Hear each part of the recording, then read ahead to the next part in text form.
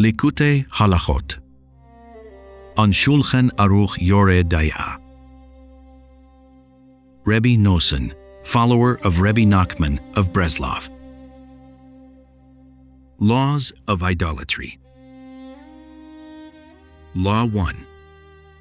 All sins in the Torah should be transgressed rather than allow oneself to be killed, with the exception of idolatry, sexual immorality, and bloodshed.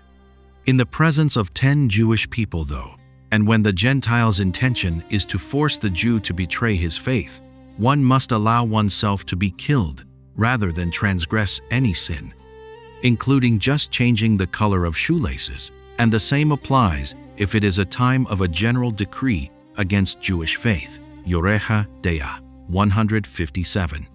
Based upon the lesson in Likutey Moharan, Part 2.8, discussed earlier in Laws of Gentile Foods. 2. Study there. Section 1. The Rebbe writes that the essence of prayer is begging for compassion and grace, and the essence of compassion is dependent upon intelligence. But sometimes the forces of evil draw nourishment from compassion, thus causing blemish to compassion and intelligence, which causes cruelty, which in turn intensifies sexual lust, and then the prayer is in the category of judgment. Then we need a great, powerful one who is able to pray a prayer of judgment, as Pinchas after the incident of Zimri, as written, Pinchas stood up and adjudicated. Psalms 106:30.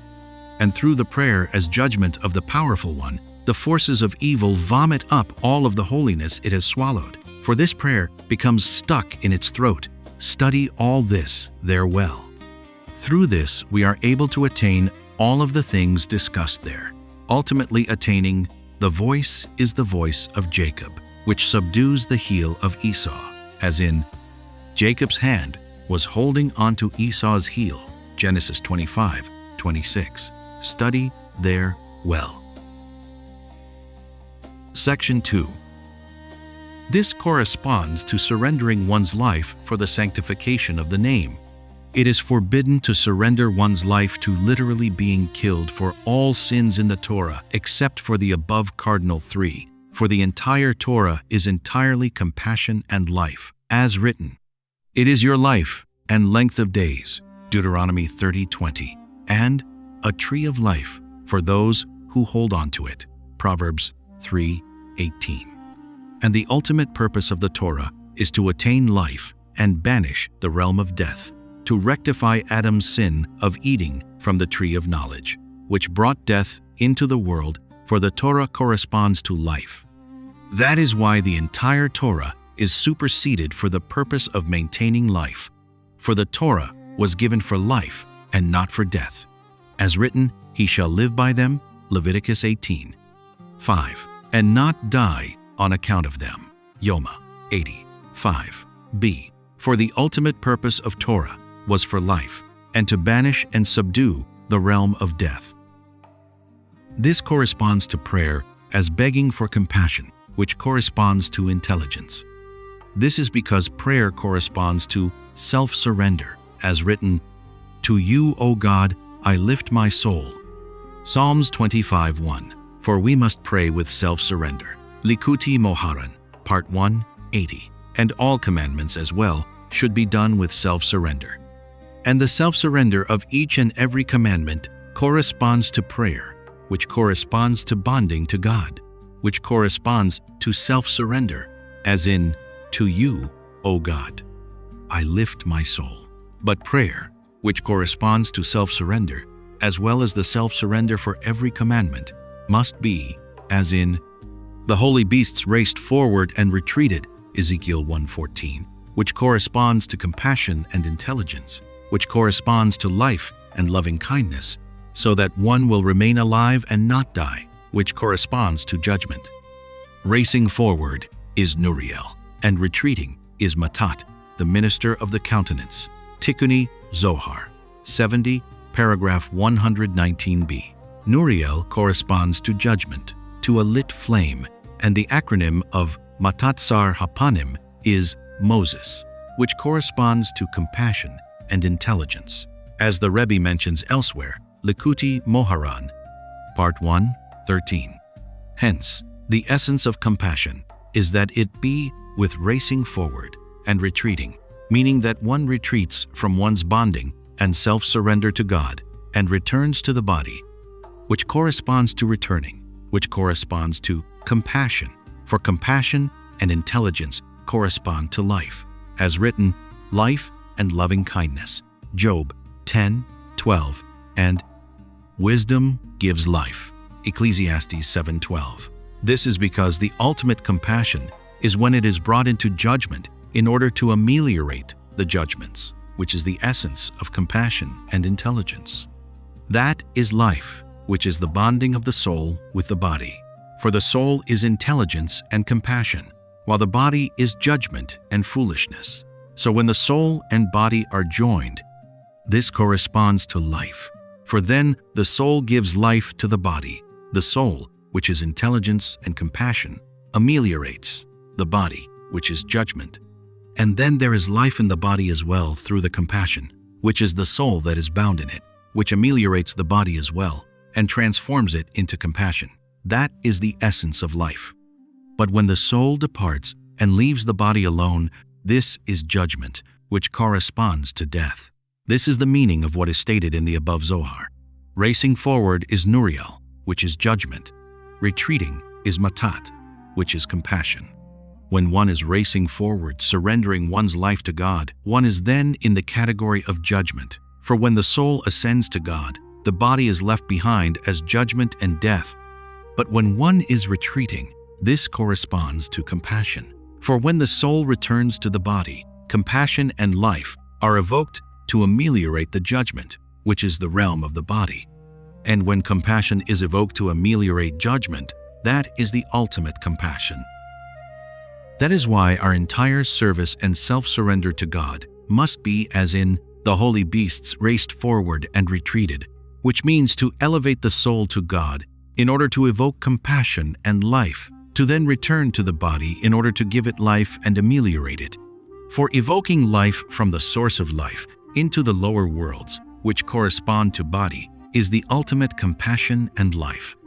For God desires our service. As written, you desire praise from clogs of earth, from those formed from clay, and does not desire the extinction of the world. So, when the prayer or the self-surrender of all the commandments is with racing forward and retreating, this corresponds to prayer as compassion and intelligence, which corresponds to life. That is why we are obligated to transgress all sins in the Torah, rather than allow ourselves to be killed. For the Torah is superseded by life. As written, they shall live by them and not die for them. For the Torah was give for life, so that through the Torah and commandments will life and intelligence be channeled into the body, which corresponds to judgment, in order to ameliorate all judgments. But for any of the three cardinal sins of sexual immorality, idolatry, or bloodshed, one must allow oneself to be killed rather than transgress. For each of these three sins corresponds to sexual lust, a blemish in prayer, to the liver, the gallbladder, and the spleen, all of which are expressions of sexual lust, as stated in the Likutey Zohar, number 56, paragraph 89b. Zohar, Part 1, 27b. Idolatry and sexual lust are related, as in, do not expose a foreign woman's secret, Proverbs 25:9. One who commits sexual immorality, literally, exposes a foreign forbidden, secret bareness, will be exiled among those foreign gods. Likutey Zohar, number 56, paragraph 90a. As the Rebbe writes in Likutey Moharan, Part 1, 36, bloodshed is also tantamount to the blemish of sexual immorality. For whoever blemishes in the covenant is considered to be shedding blood, as our sages said, Nida 13a, as well as one who does not procreate, who is thereby also blemishing in the covenant and is considered to be shedding blood, Yevamot 63b. Hence, a blemish in the covenant corresponds to these three cardinal sins that correspond to the liver, the gallbladder, and the spleen, which are the accusers against the three prayers that correspond to the brain, the heart, and the lungs. Likutey Zohar 21. Paragraph 63. A. These three prayers correspond to the three minds, the three types of compassion, while those three sins correspond to the blemish of sexual immorality, which corresponds to the blemishing of the three minds, the three types of compassion, which are a blemish in the three prayers. That is why for these three sins, one must literally surrender one's life to die for the sanctification of the name. For whenever there is sexual lust, when prayer is then as judgment, we need a powerful one to pray a prayer as judgment. And this prayer gets stuck in the throat of the forces of evil, which corresponds to literally surrendering one's life to avoid these three sins. This is because when these three sins, which correspond to the blemish of sexual immorality, are overpowering, we must pray specifically a prayer of judgment, which requires a great powerful one, which corresponds to literal self-surrender to death, which corresponds to prayer as judgment, which corresponds to racing forward without returning. This is because when one literally surrenders one's life, which corresponds to only racing forward, this corresponds to judgment, for when the soul ascends on high, the body remains dead, corresponding to judgment, and then the forces of evil seek to swallow the dead body, for their power is only in death. But when this dead body of this holy person who surrendered his life for the sanctification of the name gets stuck in the throat of the forces of evil, such that it is forced to vomit up all of the holiness it has previously swallowed, as in, it swallowed wealth and vomited it up. Job 20:15, as the Rebbe writes in the lesson about the prayer as judgment of the powerful one.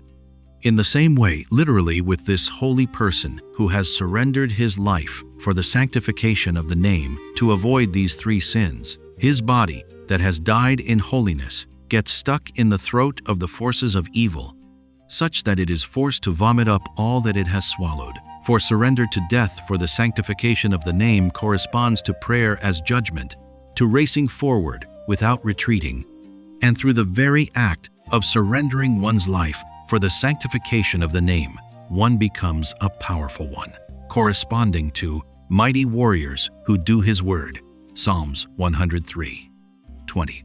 That is why through the self-surrender of this holy person, which corresponds to prayer as judgment of a powerful one, the forces of evil thereby give back all the holiness that they have swallowed. This is the meaning of what is brought in the writings of the Ari about the ascent of the sparks of holiness being brought about by the 10 martyrs, Etz Chaim 39:1, through the self-surrender for the sanctification of the name of the 10 martyrs, which corresponds to prayer as judgment. Their holy bodies that were left behind as judgment after the departing of the soul for the sanctification of the name got stuck in the throat of the forces of evil and were forced to vomit up all of the sparks of holiness that they had swallowed. Thus, until this day, whenever we mention the power of these 10 martyrs, we extract holiness from the forces of evil, all in the way explained above. See also Pri Etz Chaim, Shar Hazmirot, Chapter 1. This corresponds to what is stated in the Zohar, that the bodies of the 10 martyrs were given to the forces of evil, to the kings of the nations, while the souls ascended on high, just as with a sacrificial offering. Everything goes to its place. 2 Samuel 25b. This seems strange. How can the holy bodies of these awesome tzaddikim have been given over to the forces of evil? But, as said, it can be well explained. Their bodies were given to the forces of evil, means that their bodies were intentionally given to the forces of evil to swallow. As in, cast your staff before Pharaoh, it will become a serpent. Cited by the Rebbe in the lesson, paragraph 3, for by their bodies being given over to the forces of evil to swallow, they therefore got stuck in the throat, on account of which all the holiness that had been swallowed was vomited up. Study there, well, in the lesson. This is what happened with those holy ones. That is why, specifically for these three sins, must one die for the sanctification of the name, for they correspond to sexual lust. And when there is sexual lust, we need prayer as judgment of the powerful one, which corresponds to literal self-surrender to death for the sanctification of the name. Section 3. The same law applies to when a Gentile's intention is to force the Jew to betray the faith in public, or during a general decree against Jewish faith even in private, in which cases one must allow oneself to be killed rather than transgress, even just a Jewish custom, such as the color of shoelaces. This is because when the Gentile's intention is to force the Jew to betray the faith, it is like a time of war, when one must do battle and vanquish the enemy, and battle is waged through prayer as judgment, through which we extract all holiness that has been swallowed and subdue the forces of evil. That is why one must surrender one's life for the sanctification of the name and be killed, which corresponds to prayer as judgment, through which the forces of evil are subdued, for their vitality and power is drawn from the holiness that they have swallowed. But when this holiness is extracted from them, they are subdued.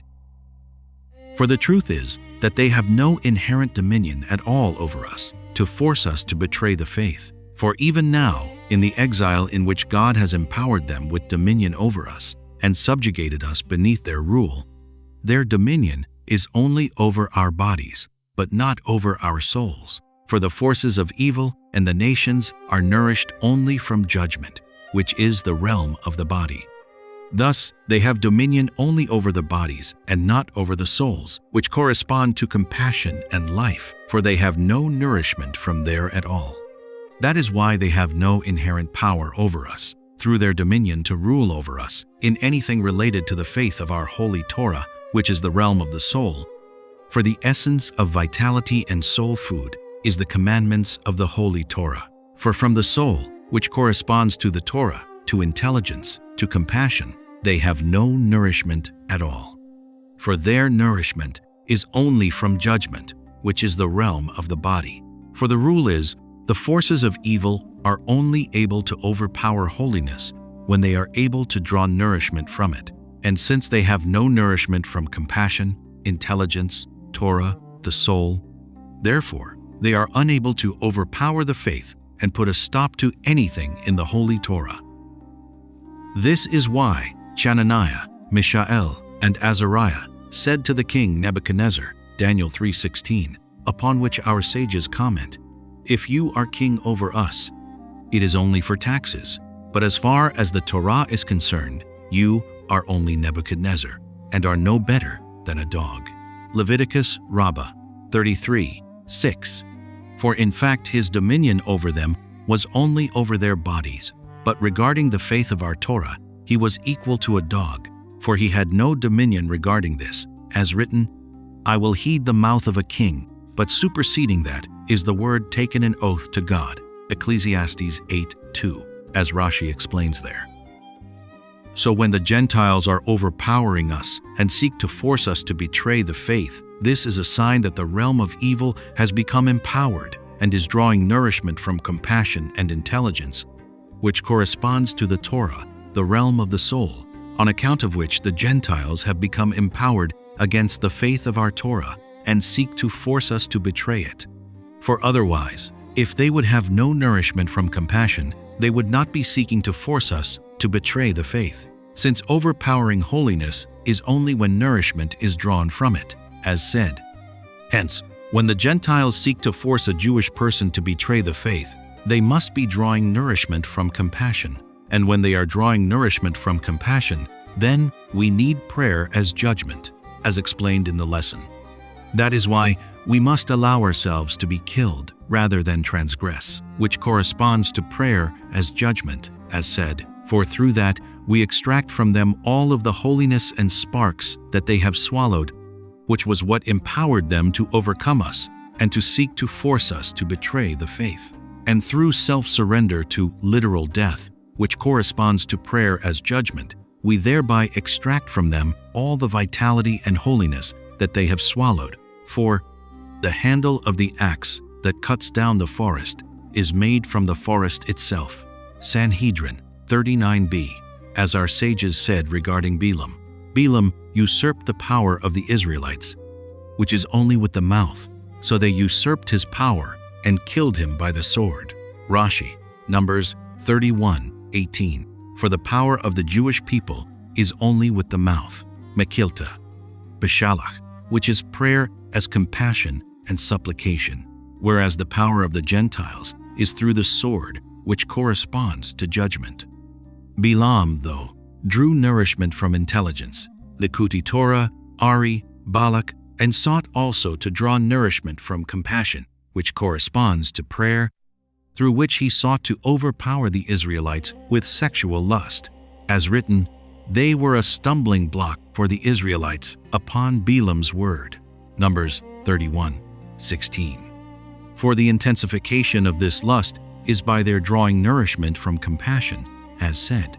That is why the Israelites attacked him with judgment. For the subdual of Bilam, sexual lust, is through Pinchas, who prayed a prayer as judgment. That is why Pinchas killed Bilam by the sword. As written, they killed Bilam son of Bor by the sword. There, verse 8, which our sages explain as referring to Pinchas, Zohar, Part 3, 193b. For Pinchas first subdued him through the prayer as judgment that he prayed, as in, Pinchas arose and adjudicated, through which he extracted all the holiness from the realm of evil, which corresponds to its subdual. Then Bilam is subdued at his root, after which Pinchas subdued him completely on the material plane and killed him literally by the sword, which corresponds to judgment, for his ultimate subdual is in this way. As said, his power is only when the forces of evil draw nourishment from compassion, which is our realm, on account of which we must counter them with judgment, which is their realm, meaning through prayer as judgment, which corresponds to a sword of mouths, through which we extract all the holiness they have swallowed and thereby subdue them. This corresponds to praises of God in their throats and a sword of mouths in their hand to exact vengeance upon the nations. Psalms 149:6. For through prayer as judgment of the powerful one, which corresponds to a sword of mouths, we thereby subdue them and exact vengeance upon them, for we extract all holiness from them. That is why, whenever they are empowered and seek to force us to betray the faith, which is when they are being nourished from compassion, we must therefore allow ourselves to be killed rather than transgress, which corresponds to prayer as judgment, through which we subdue them. Section 4. Our sages thus stressed, during times of a general decree, one must allow oneself to be killed rather than transgress, even changing the color of shoelaces. Sanhedrin 74b. Taking specifically shoelaces as an example. This is because the self-surrender is ultimately to rectify the shoelaces, that is, the legs, which means to subdue Esau's heel, as in, Jacob's hand was holding onto Esau's heel, which is accomplished through literally sacrificing one's life for the sanctification of the name, which corresponds to prayer as judgment, through which we attain the voice, as in, the voice is the voice of Jacob, which subdues Esau's heel. For the power of Esau's heel, which is the filth of the serpent, comes from body nourishment, as explained in the lesson, which means from the blemish of Adam's eating from the tree of knowledge, from which Esau's heel is nourished, as in, you will strike at the heel. Genesis 3:15. Zohar, Part 3, 111a. And the blemish of the tree of knowledge brought about the garments of leather, Genesis 3:21, which refers to the 3 shells of sexual lust, countering which were instituted the 3 daily prayers, regarding which is said, how beautiful are your steps in shoes, Song of Songs 7:2. Whereas regarding these 3 shells is written, remove your shoes from your feet, Exodus 3:5. So only when those shoes are taken off, only then how beautiful are your steps in shoes, which refers to the 3 festivals, Tikkuni Zohar 58, paragraph 92b. In other words, when the 3 shells, which correspond to the 3 cardinal sins included in sexual lust, are nourished, then there is a call to remove your shoes, for they are nourished by the blemish of the tree of knowledge, on account of which they are able to draw nourishment from intelligence and compassion, on account of which these three shells that correspond to sexual lust, corresponding to a blemish in prayer, are empowered, and then one must remove one's shoes, which is the blemish of the garments of leather that was caused by the sin of eating from the tree of knowledge. However, when the shoes are removed, the garments of leather are rectified and refined. And then, how beautiful are your steps in shoes, which corresponds to the three festivals that parallel the three daily prayers that correspond to Abraham, Isaac, and Jacob, who correspond to the three festivals. That is why we must separate ourselves from the Gentiles, even in the types of shoes we wear. For their shoes correspond to the blemish of the garments of leather, regarding which is said, "Remove your shoes, while our shoes are of holiness," corresponding to the rectification and refinement of the garments of leather, as in, "How beautiful are your steps in shoes." For this reason, we have several laws regarding the wearing of shoes, for we must wear shoes according to the Holy Torah, in order to rectify and refine the garments of leather. This corresponds to our sages' teaching, as tefillin, so are shoes. Shabbat 61a. The rectification of shoes, which correspond to the feet, to the heels, is attained through the evoking of the mind, meaning when the mind is in a state of wholeness, then an illumination of the mind reaches the feet, and then the feet are rectified, so that even the feet ascend from the realm of the shells. Then Esau's heel is rectified through the heels, and the feet being rectified into holiness by an illumination of the mind having been channeled to them. For as known, the ultimate rectification is attained through the evoking of the mind. This is, as tefillin, so are shoes. For we must wear shoes as we wear tefillin mind, to rectify and elevate the feet through the mind. And when we channel the mind to the feet, elevating and rectifying them, Esau's heel is then subdued. All this is accomplished through prayer as judgment, which corresponds to surrendering one's life for the sanctification of the name, through which the mind is made whole and one attains the voice, as in, "The voice is the voice of Jacob," through which Esau's heel is subdued. For the heel is transformed into Jacob by the shining of the mind, which corresponds to a yud into the heel, thus transforming the heel into Jacob, through whom Esau's heel is subdued, as in, Jacob's hand was holding on to Esau's heel. And we find that when Esau's angel touched Jacob's thigh bone, the yud flew out of the thigh bone, out of Jacob, whose thigh bone became displaced. Genesis 32:26. Likutey Zohar 56, paragraph 91a, 69, paragraph 112a, which means that when the yud left Jacob and he was left as the heels of holiness were thus blemished, which is, Jacob's thigh bone was displaced, and then Esau's heel is able to draw nourishment. But when the yud of Jacob returns, when the mind, which corresponds to a yud, is channeled to the feet and shines into them, elevating them from the shells, then the heel becomes Jacob, and Esau's heel is subdued, as in, Jacob's hand was holding onto Esau's heel, all of which is brought about through surrendering one's life for the sanctification of the name.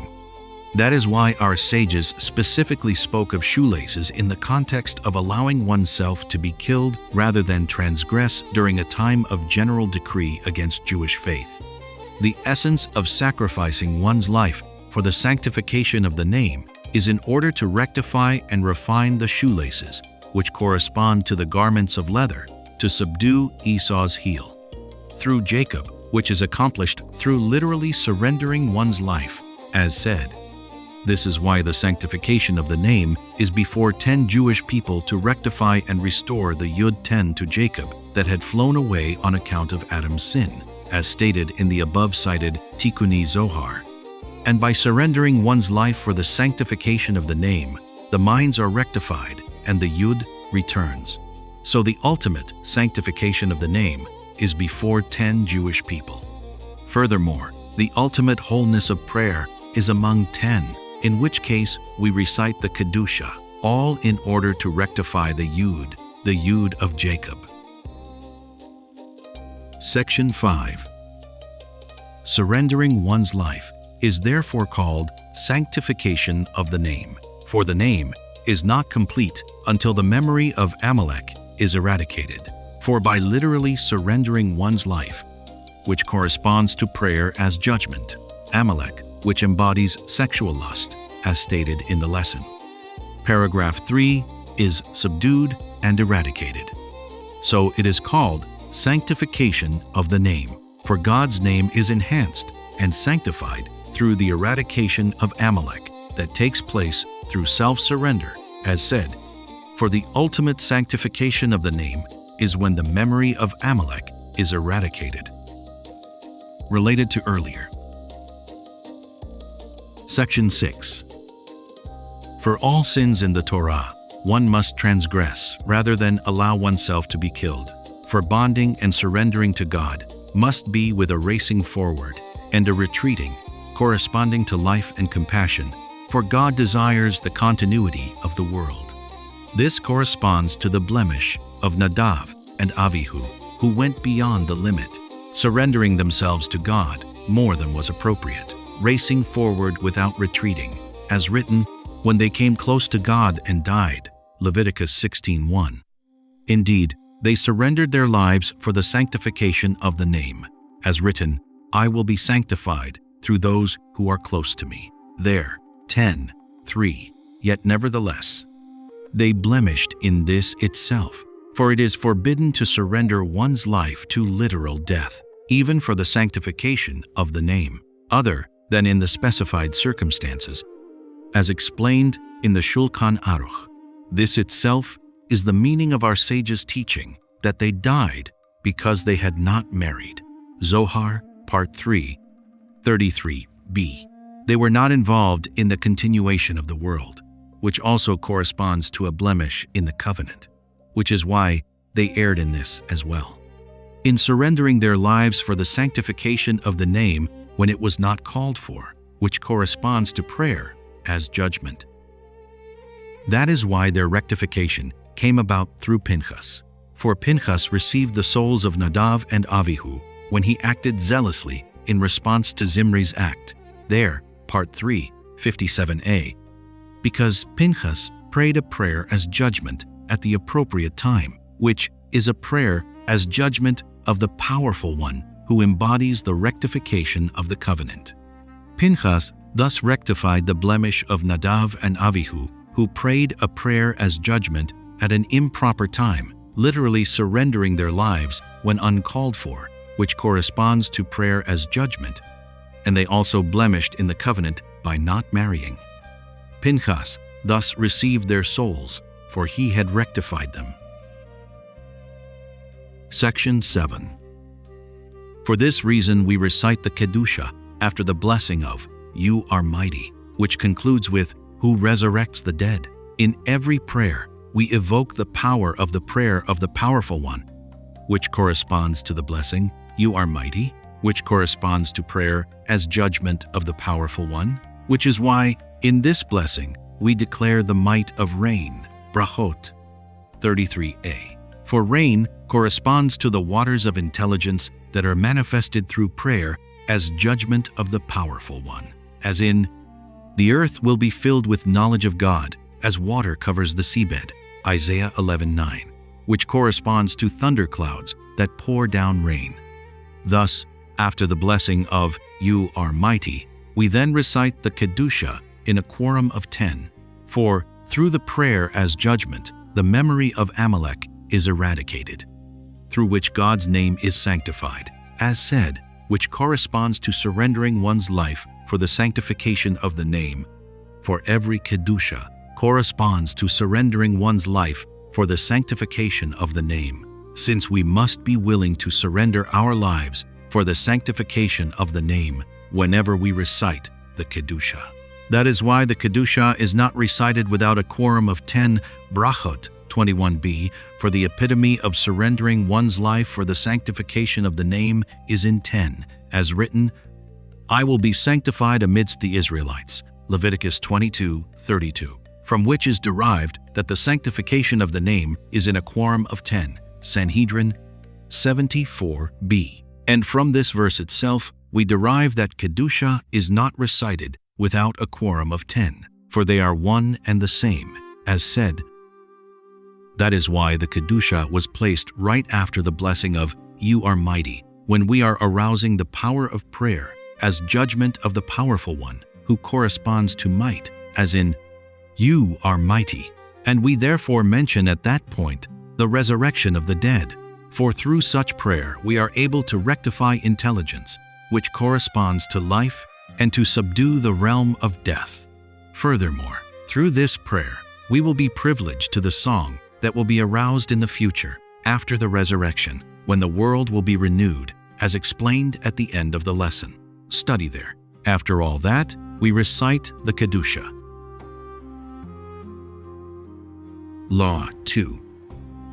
It is forbidden to derive any benefit from an idolatrous icon of a Gentile as soon as it is made, whereas an icon made by a Jew is only forbidden after it is worshipped. But regarding nullification, an idolatrous icon of a Gentile can be nullified, whereas that of a Jew can never be nullified.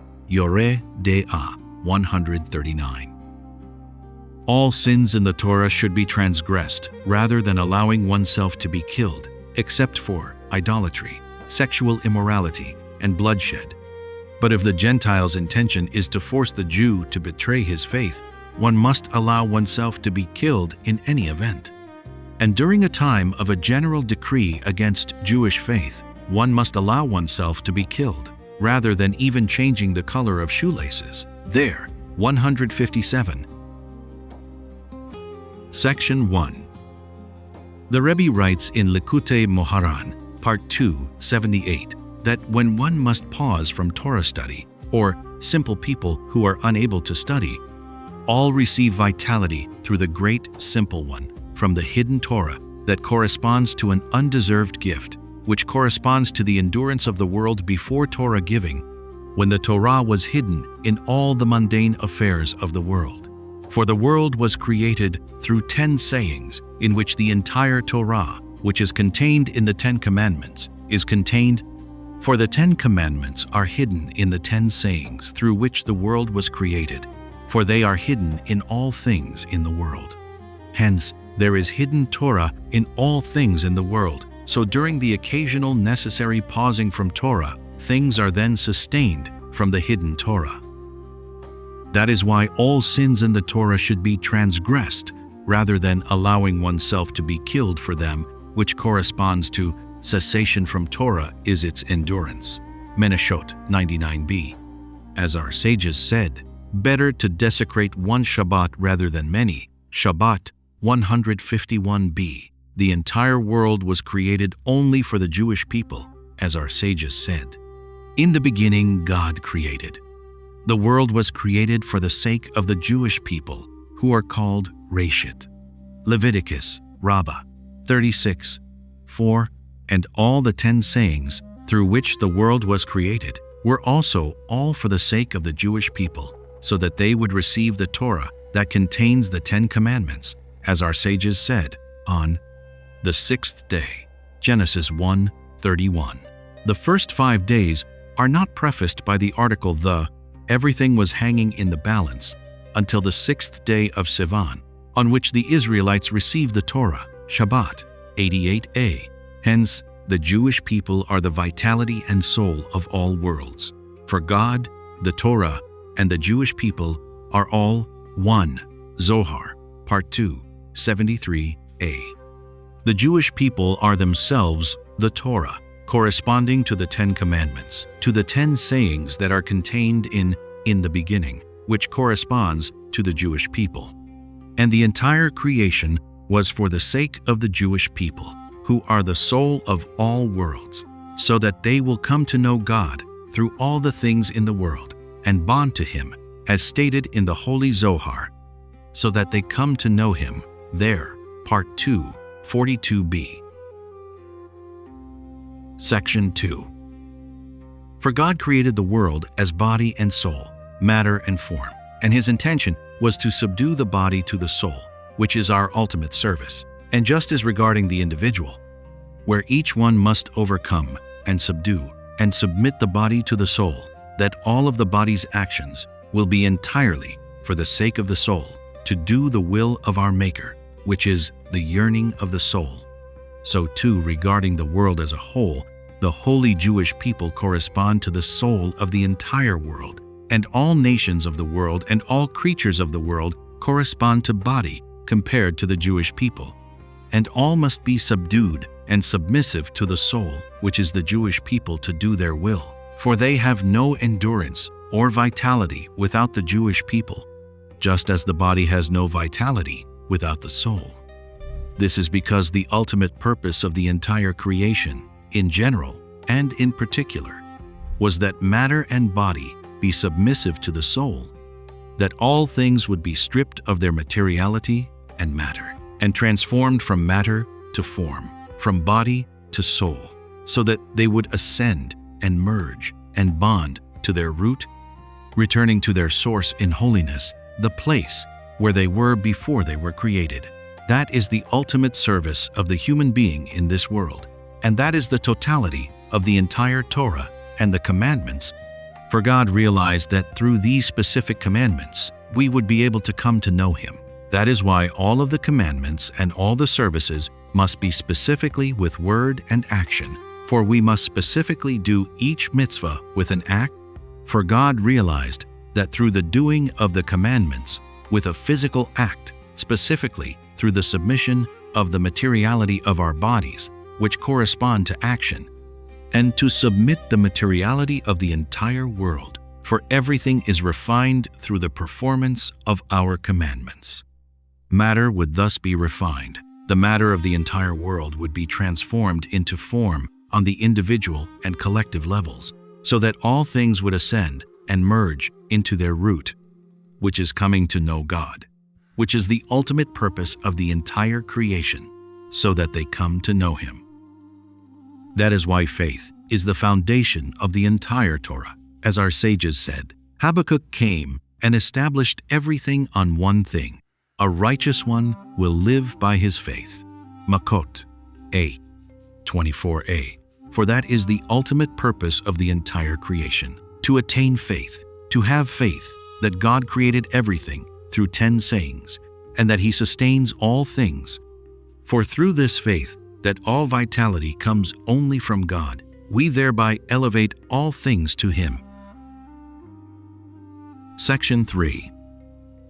For this reason, nothing takes precedence over saving a Jewish life other than those 3 sins. This is because every Jewish soul corresponds to the totality of the Torah. For every Jewish soul is comprised of 248 limbs and 365 sinews, which correspond to the totality of the entire Torah, the 248 active commandments and the 365 restrictive commandments.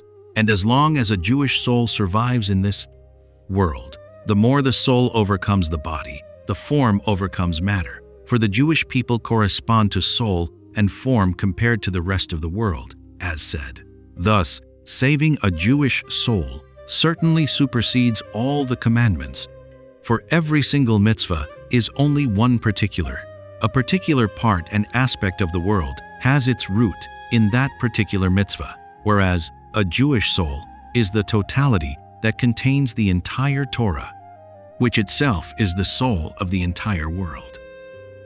However, all this is only when faith remains whole, when idol worship is not being imposed. For as long as faith remains whole, even if one is forced to transgress a particular mitzvah to save one's life, one is still bound to God through faith alone, and one is able to sustain oneself through the hidden Torah, which corresponds to the endurance of the world before Torah giving, which corresponds to pausing from Torah, being its perpetuation. Then, as long as faith remains whole, saving the life of a Jewish person supersedes all the commandments, for the life of a Jewish person itself corresponds to the soul compared to the entire world. For the Jewish person is able to uplift and elevate the entire world to God through faith alone, through faith that God created everything through 10 sayings, in which the entire Torah is hidden. which corresponds to the perpetuation of the world during the suspension of Torah. Section 4.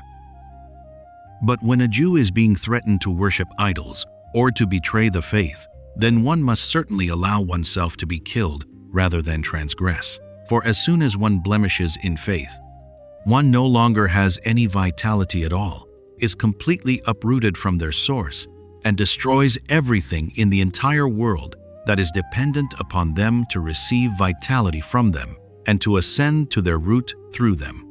For every Jewish individual has the ability to elevate everything through their faith in God, who created everything through the 10 sayings.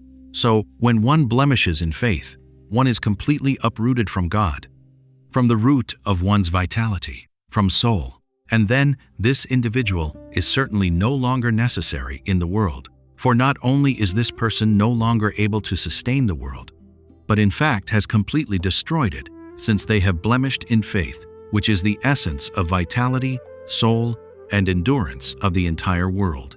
As written, all his acts are with faith. Psalms 33:4. Section 5. For the same reason, one must allow oneself to be killed rather than transgress sexual immorality. For the body and the soul correspond to the Jewish people and the nations, which correspond to the totality of creation, and prior to creation, which correspond to man and woman. For man and woman correspond to body and soul, matter and form. Zohar, Part 1, 79a. That is why guarding the covenant is the foundation of the entire Torah. For the totality of the entire Torah is to subdue matter to form, body to soul. So a blemish in the covenant is a blemish in faith. Likutey Moharan, Part 1, 36 and elsewhere. As the Zohar cites the verse, "Do not turn to the idols," regarding a blemish in the covenant. There, Part 3, 84a. That is because when one turns to a forbidden woman, one is literally diverting the vitality of all those souls, uprooting it from its root, subduing it to matter, such that the body overpowers the soul. Matter overpowers form, and when body and matter are uprooted from the root of the souls, this is the destruction of all worlds. This is because the generative fluid that is transmitted comes from the source of life, and it must be channeled with holiness and purity into an appropriate partner according to the laws of the Holy Torah, for the purpose of perpetuating the world, so that the Jewish people will increase. For the more Jewish people there are in the world, the more that godliness is manifested in the world, and the more that the soul overpowers the body. For the Jewish people correspond to the soul, as said, and the more that the world and everything in it are thus merged into their root. But on the other hand, when one turns to the forbidden, the very opposite takes place, as if one uproots the vitality of the souls, the vitality of the entire world, from its root, causing the body to overpower the soul, which is the destruction of the world. One is thereby blemishing in faith, which is the source of life, for it is impossible to have complete faith when one is blemishing the covenant, for faith is dependent upon the covenant. Likutey Moharan, Part 1, 31. This is what the Zohar means when it says that an illegitimate child is an idolatrous icon, Tikkunim, paragraph 11a. For the child of such a union is literally a symbol of idolatry, since the divine vitality is diverted and uprooted from its root and introduced into a very blemished and damaged body and matter, on account of which matter overpowers form, which is the destruction of the world. That corresponds literally to idolatry, for that is the essence of the blemish of idolatry, since the error of all those who worship idols is caused by their being so bound up in the lusts of this world, constantly empowering matter over form, body over soul, materiality over spirituality, such that their intelligence becomes muddied and turned inside out, such that they fall into this great error and manufacture idolatrous icons and worship the handiwork of human beings. All this because in fact there certainly is divine vitality in all things, for God created everything and sustains everything with His will and His vitality.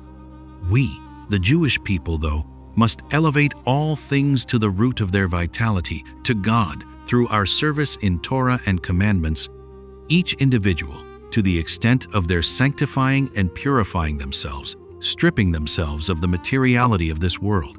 And to that extent does one strip the entire world of its materiality, elevating and binding everything to its root. But, on the other hand, to the extent that one is attached to the lusts and emptiness of this world, to the materiality of this world, to that extent one empowers matter over form and distances the world and everything in it from God, from the root of their vitality. However, nevertheless, as long as one remains completely firm in one's faith, one is still bound to God, even though one has become distant from Him. Nevertheless, one is not completely uprooted, which is why every individual Jewish person, as long as they are still considered a Jew, meaning as long as one has faith in God, one is still able to bring the entire world back to God through one's own strong bond to God, through one's strong faith in Him. Faith that God created everything with the 10 sayings in which is hidden the entire Torah, which is the vitality of the entire world and everything in it, through which one elevates the entire world to God. But there are those who are so attached to the lusts of this world, to the point that they have fallen so greatly into the materiality of this world of action, such that they have overturned everything and empowered matter so much over form, such that they became so confused and made for themselves idolatrous icons from the physical, material matter of this world of action, the handiwork of human beings, thus uprooting that matter from the root of its vitality and making it an idolatrous artifact, which is vomit and excrement without place. Isaiah 28. 8. The filthy waste product of the materiality of the world of action. For by making it into an idolatrous icon and denying God, the root of holy vitality departs from it, and it thus remains utter waste, literally vomit and excrement. For idolatry corresponds to action. Pri Etz Chaim, Olam Asiyah, chapter 3. But their error and foolishness devolves from this itself, from the fact that there is in everything divine vitality that sustains all things. Thus, they fell into the error of making material things into objects of worship, since their goal is to empower matter over form, thereby uprooting all things from their root, such that things appear to them the very opposite. Indeed, we must elevate all things to God alone, to the root of holy vitality, so that each thing becomes merged into its root through the faith that God created everything, which corresponds to the overpowering of the soul over the body and matter. But those people were so attached to matter that their evil minds were turned upside down to the very opposite, such that they made physical matter into an object of worship, thereby uprooting the divine vitality in that matter and making it into an idolatrous icon. This is precisely why an illegitimate child is an idolatrous icon. The progenitor of this birth has uprooted the divine vitality from its root by bringing about the creation and formation of bodies that are literally contrary to holiness, which corresponds to the overpowering of matter over form, as said. Section 6. This explains why an idolatrous icon made by a Jewish person must first be worshipped before it is considered an object of worship and forbidden. This is because the Jewish people at their root are utterly distant from the blemish of idolatry. Since the Jewish people epitomize spirituality and are utterly distant at their root from materiality, above and beyond all worlds, merged and unified with God, for the Jewish people were the first to arise in divine thought. Genesis, Rabbah 1:4. This is because the power of idolatry is only in the materiality of the world of action, in which there is the ultimate waste, which is idolatry. For idolatrous icons are made from material things, such as wood and stone, human handiwork. Deuteronomy 4:28. That is why the power of idolatry is mainly only over the Gentiles, who are attached to the materiality of this world, for they are called Esau, from the root of Asiyah, meaning action, materiality, for that is their portion and root from materiality, from which idolatry also draws its nourishment. That is why, regarding idolatry, it is said, which God apportioned to them there, verse 19, for idolatry comes from their portion and root, since their portion and root is the materiality of the world of action to which idolatry is attached. With this, we can understand our sages' teaching on that verse, which God apportioned to them. Did God really apportion to them to worship those celestial bodies? Are they not too forbidden from worshiping idols? Rather, God apportioned those bodies to shine upon them. Megillah 9b. Their interpretation seems difficult to understand. Are those celestial bodies meant to shine only upon them? We too need the sun and the moon to shine upon us. In fact, the entire world and everything in it was created only for us. However, since indeed the Gentile nations are nourished only from the materiality of this world, from which idolatry draws its power, therefore idolatry is called their portion. For that is their portion and root from materiality, from which idolatry also draws its nourishment. This then is which God apportioned to them to shine upon them, for the materiality of the illumination of all the celestial bodies is certainly not our portion at all, but only theirs. For our portion is only God.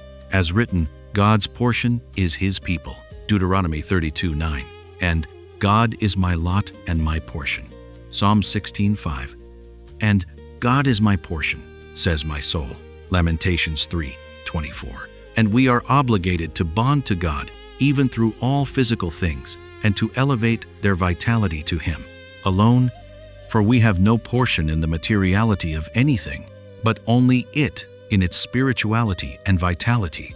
For this reason we are utterly distant from idolatry, which is attached only to materiality, to the waste of the world of action, and why it is said of the Jewish people, gods they knew not, and which he did not apportion to them. Deuteronomy 29:25. For we certainly have no portion at all in idolatry, which is attached entirely to the materiality of matter. For the Jewish people correspond only to soul, to spirituality. The Gentiles, though, who are attached to the materiality of this world, are under the sway of idolatry, which he apportioned to them to shine upon them, for the materiality of the illumination is only from their portion, from which itself comes the power of idolatry. Hence, the verse can be understood on the literal level, on which it appears to be speaking of idolatry itself, as well as our sages' teaching of to shine upon them, for they are both referring to the same idea, for the two are interdependent. Section 7. Hence, the Jewish people are unified with the king alone, Zohar, Part 3, 7b, and the Torah, the Jewish people, and God are one, corresponding to the soul, the form, the vitality of all worlds, and have no attachment to the materiality of things at all, while the Gentiles correspond to the body, to the world of action, to matter, from which idolatry draws its nourishment. However, the truth is that even the Gentiles are forbidden from worshiping idols.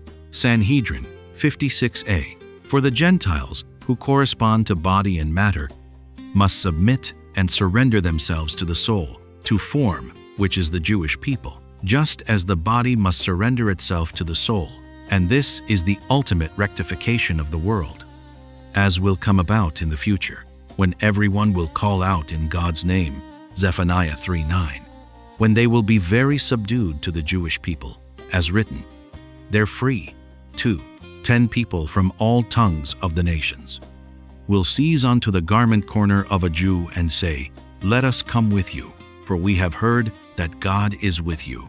Zechariah 8:23. At that time, idolatry will completely disappear from the world, for matter will be subdued to form, the body to the soul, the Gentiles to the Jewish people, while the Jewish people will be bound to God at all times, ascending and binding everything to God, which is the ultimate purpose of the creation of all worlds. But as of now, as long as they are distant from the Jewish people, and in fact seek to overpower the Jewish people, idolatry and denials, therefore, are empowered, which corresponds to matter overpowering form. Thus, When a Jewish person first seeks to make an idolatrous icon for himself, it can certainly not immediately be considered an object of worship, for a Jewish person is completely distant from idolatry, and in fact is the very opposite of it. That is why it will not become an object of worship until it is actually worshipped. For obviously, the human being has free choice. So, when one literally worships an idol, one completely uproots that object's vitality from its root, and the object becomes an actual object of worship, and no benefit may be derived from it. But when a Gentile forms some object for worship, it immediately becomes an object of worship, for the Gentiles are very close to idolatry, since it is their portion, as said, which is why just designating the object for this purpose immediately renders it an idolatrous icon. But afterward, once it has already become an idolatrous icon, the opposite is true regarding its nullification. An icon of a Jew can never be nullified, whereas an icon of a Gentile can be nullified.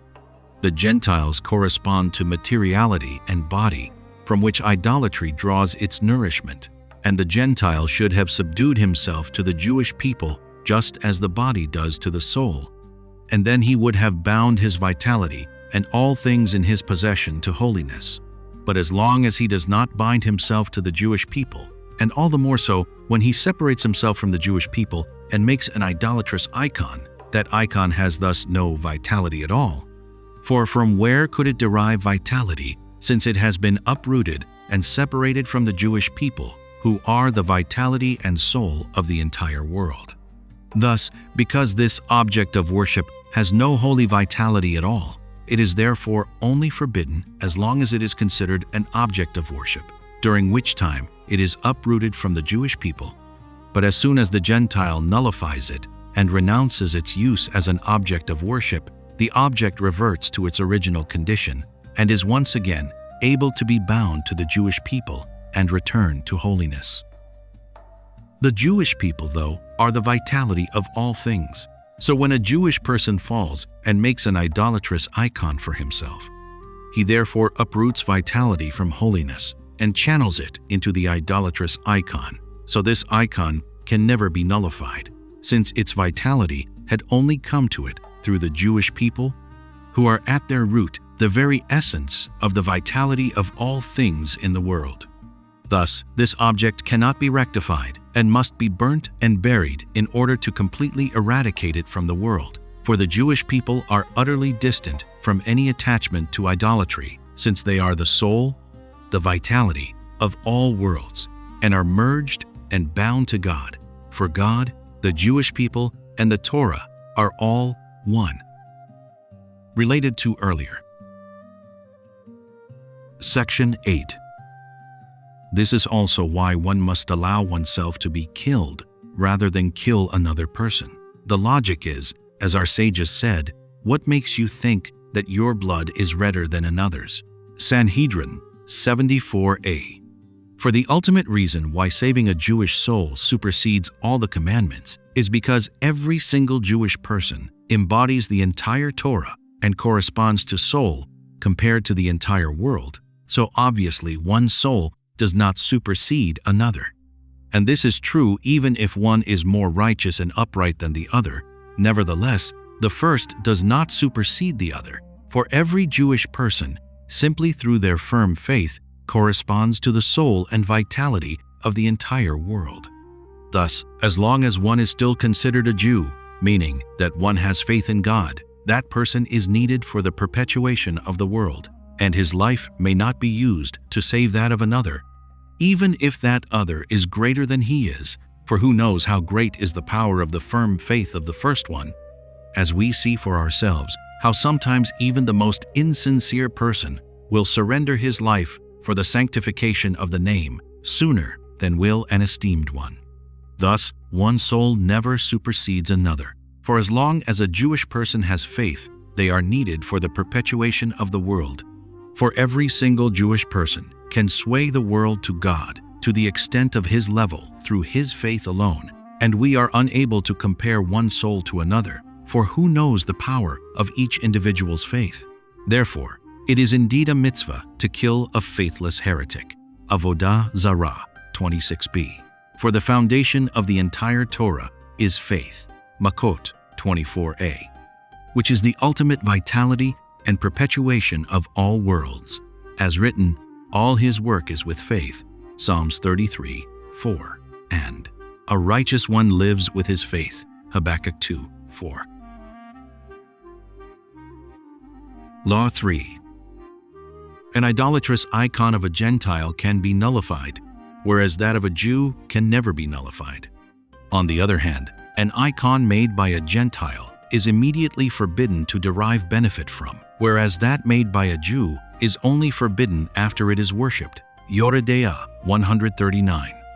Based on the lesson in Likutey Moharan, Part 1, 25. Section 1. In sum, every individual must extract themselves from imagination and ascend to intelligence. For the power of imagination is the power of animality, from which come all lusts and confusions, which are the klippot shells that cover the fruit, and it is impossible to subdue them, the imaginations, thoughts, lusts, and confusions at every level, all of which correspond to the power of imagination other than through the greatness of the Creator, which is attained through the manifestation, the supernal colors, in silver and gold. That is attained through the charity that we give to a deserving poor one, through which the supernal colors embodied in silver and gold, which are the essence of the greatness of the Creator, are manifested and shine. These supernal colors, embodied in silver and gold, only shine for a Jewish person, for that is their proper place, as in Israel, in whom I take pride, Isaiah 49:3. But as long as the silver and gold are in the possession of a Gentile, the light of the supernal colors are hidden and do not shine, for they are not in their proper place, which is only in the possession of a Jewish person, as in Israel, in whom I take pride, for that is the sight of the glory of the colors. Study all this there well.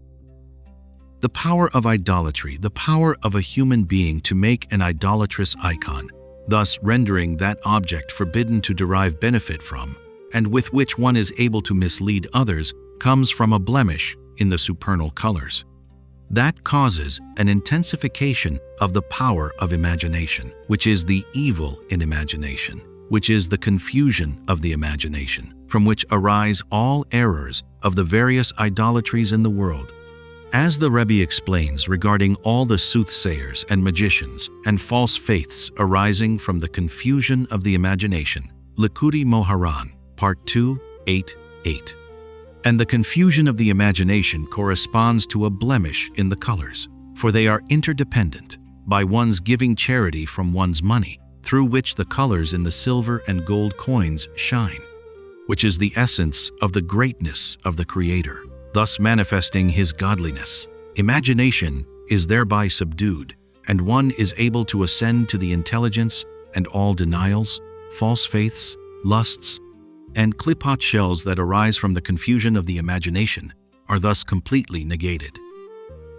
But inversely, one who does not endeavor to manifest and shine the colors in money, and does not give charity, but in fact pursues the lust for money all day long, the colors in the money are thereby hidden and concealed and do not shine. And the more that the colors become hidden, the more that the power of imagination is intensified. For when one rises, the other falls.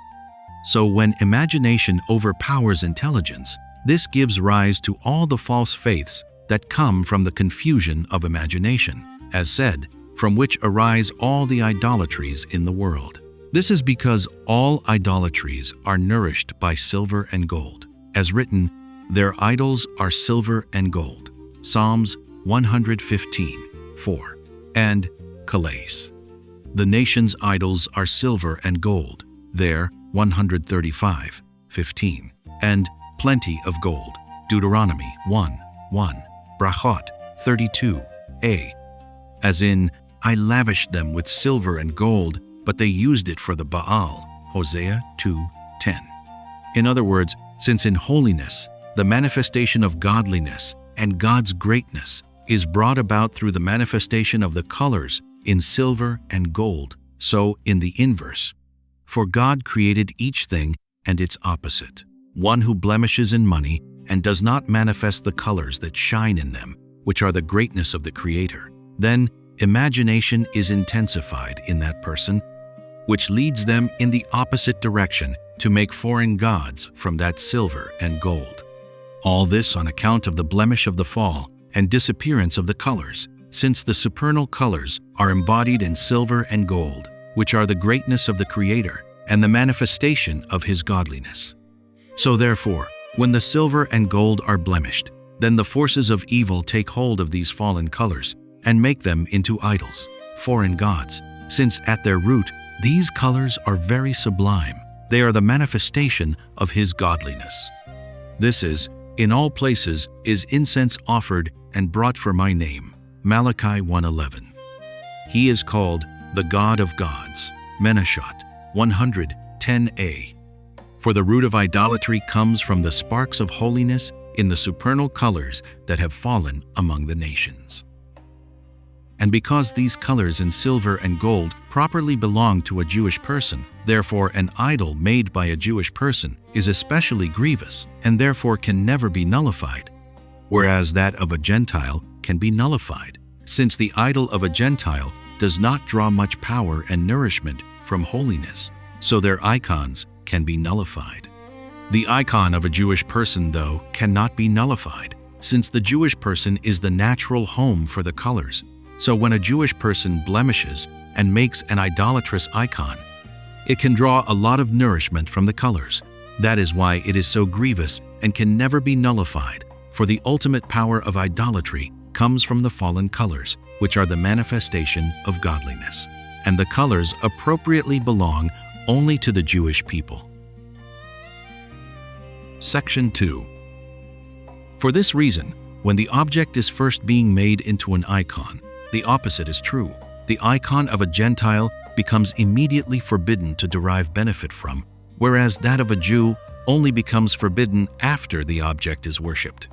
This is because the Jewish people are inherently completely distant from any attachment to idolatry, for the Jewish people are in essence an illumination of the colors, the light of the true intelligence of holiness, whereas the Gentiles are the power of imagination. For the human being possesses the power of intelligence and the power of imagination, and this power of imagination also comes from the power of intelligence, specifically from the lower level of intelligence, in quote, which is the power with which one imagines and envisions with one's mind all physical things and all physical acts, bringing them all into the mind and intelligence. Thus, whoever possesses authentic power of intelligence must overpower the imagination with the intelligence, meaning to abstract all things from their materiality and understand from them the greatness of the Creator, such that one becomes able to detach one's mind from the materiality of that object that was formed in their mind, which is the imagination, and return to the power of authentic intelligence, to merge into the infinite, which is the Creator. For the essence of authentic intelligence is to know and acknowledge God, to dissolve the power of imagination that is embodied in the materiality of the world of action, and to ascend to the perception of authentic intelligence, to acknowledge the Creator who transcends all images and imaginations that are in the power of imagination, from which they all devolve. For all images and imaginations come from the formless infinite. Likutey Moharan, Part 1, 4.